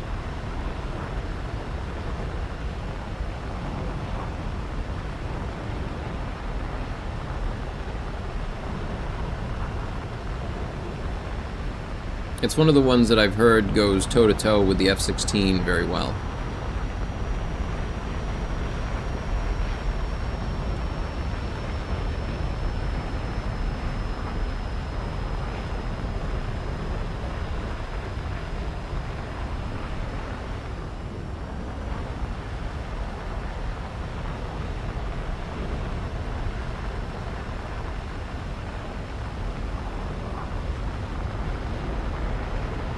The Baguette Launcher 1000. When you need them Baguettes on target. Except no substitutes. We're winning. Destroy the target. I love a good Baguette. Somebody attack him. Crunchy outer side, chewy inside, very good.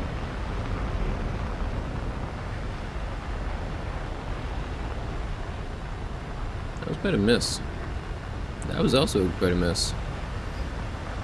Nope, you got that one.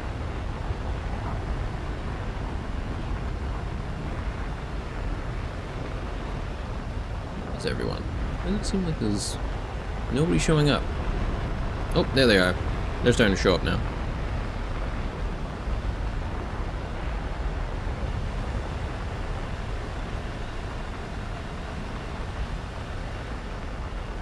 I do remember that. I heard there was some stipulations with it, but still really cool.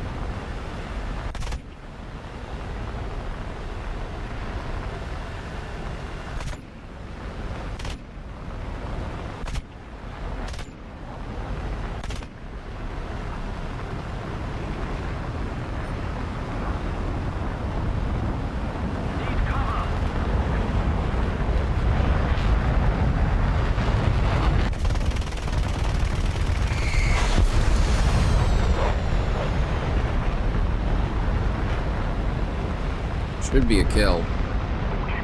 Come on. Did he die? I think he died.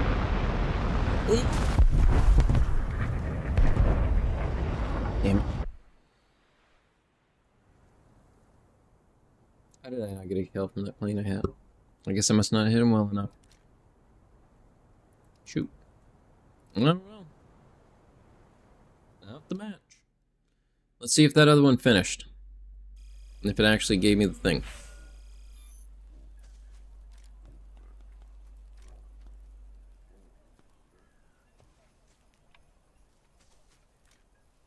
Seriously, it's still here. Look at this. It's still waiting.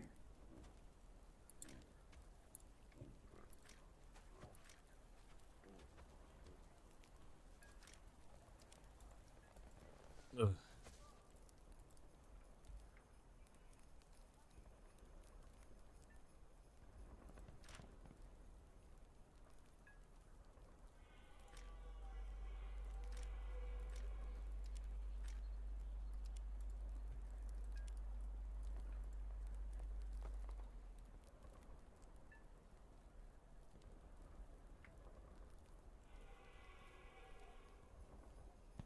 I think the game's angry with me now.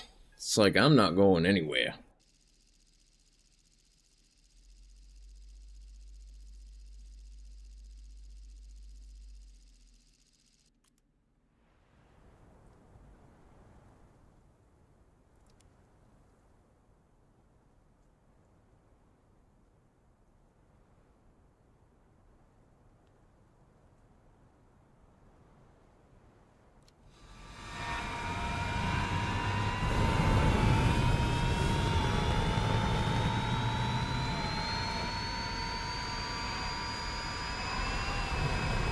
Alright, let's see how this goes. This one's one that I like quite a lot. I think mostly because of the time I used it in. Also, I think it's got a really cool design. Oh yeah, definitely did.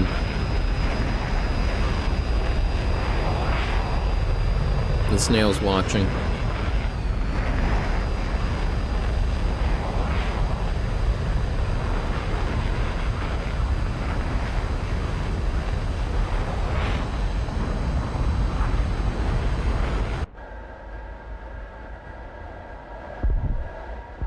One thing I like, because the wings are further back on this one, is the visibility out your sides. Very nice.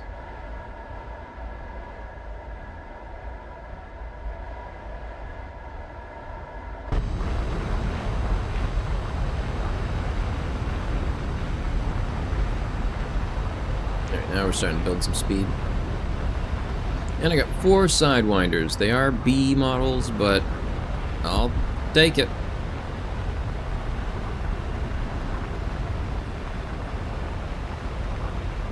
It's also got some sort of targeting computer for the cannon if you're within 3 kilometers. I'm not 100% sure how it works.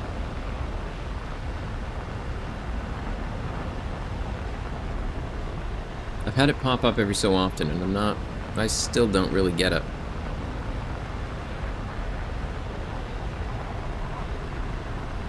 Alright, well, thanks for stopping by. I hope you have a good rest of your day.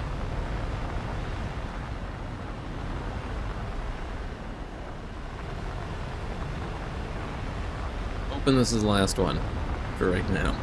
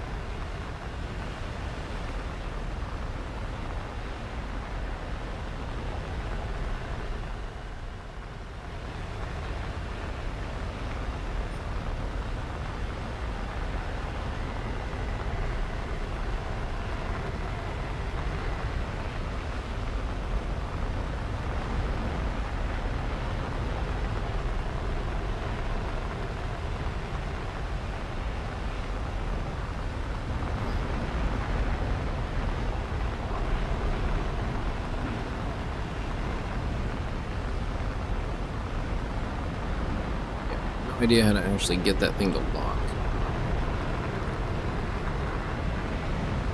Nope.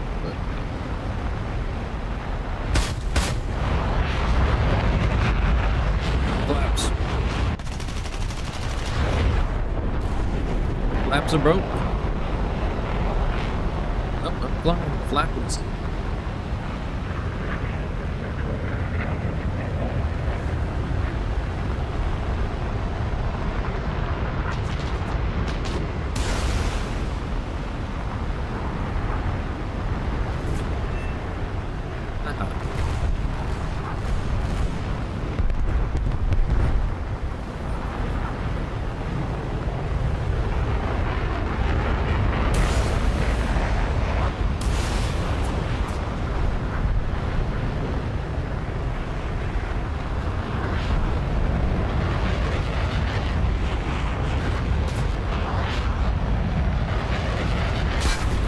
Nope, someone got me.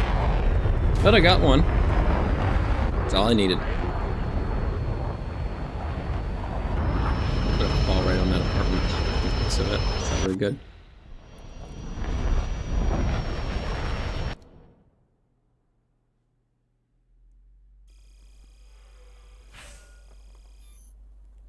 There we go. Got it. Ooh. Damn. Alright, let's go buy the thing.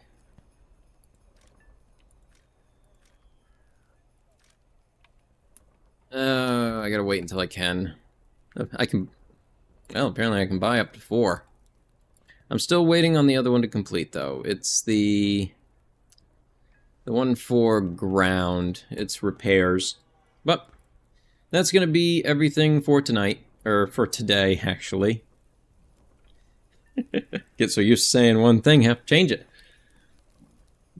That'll be everything for right now. And I'll be back this evening to play some more. So, I'll see everybody then. Until then, take care, and goodbye.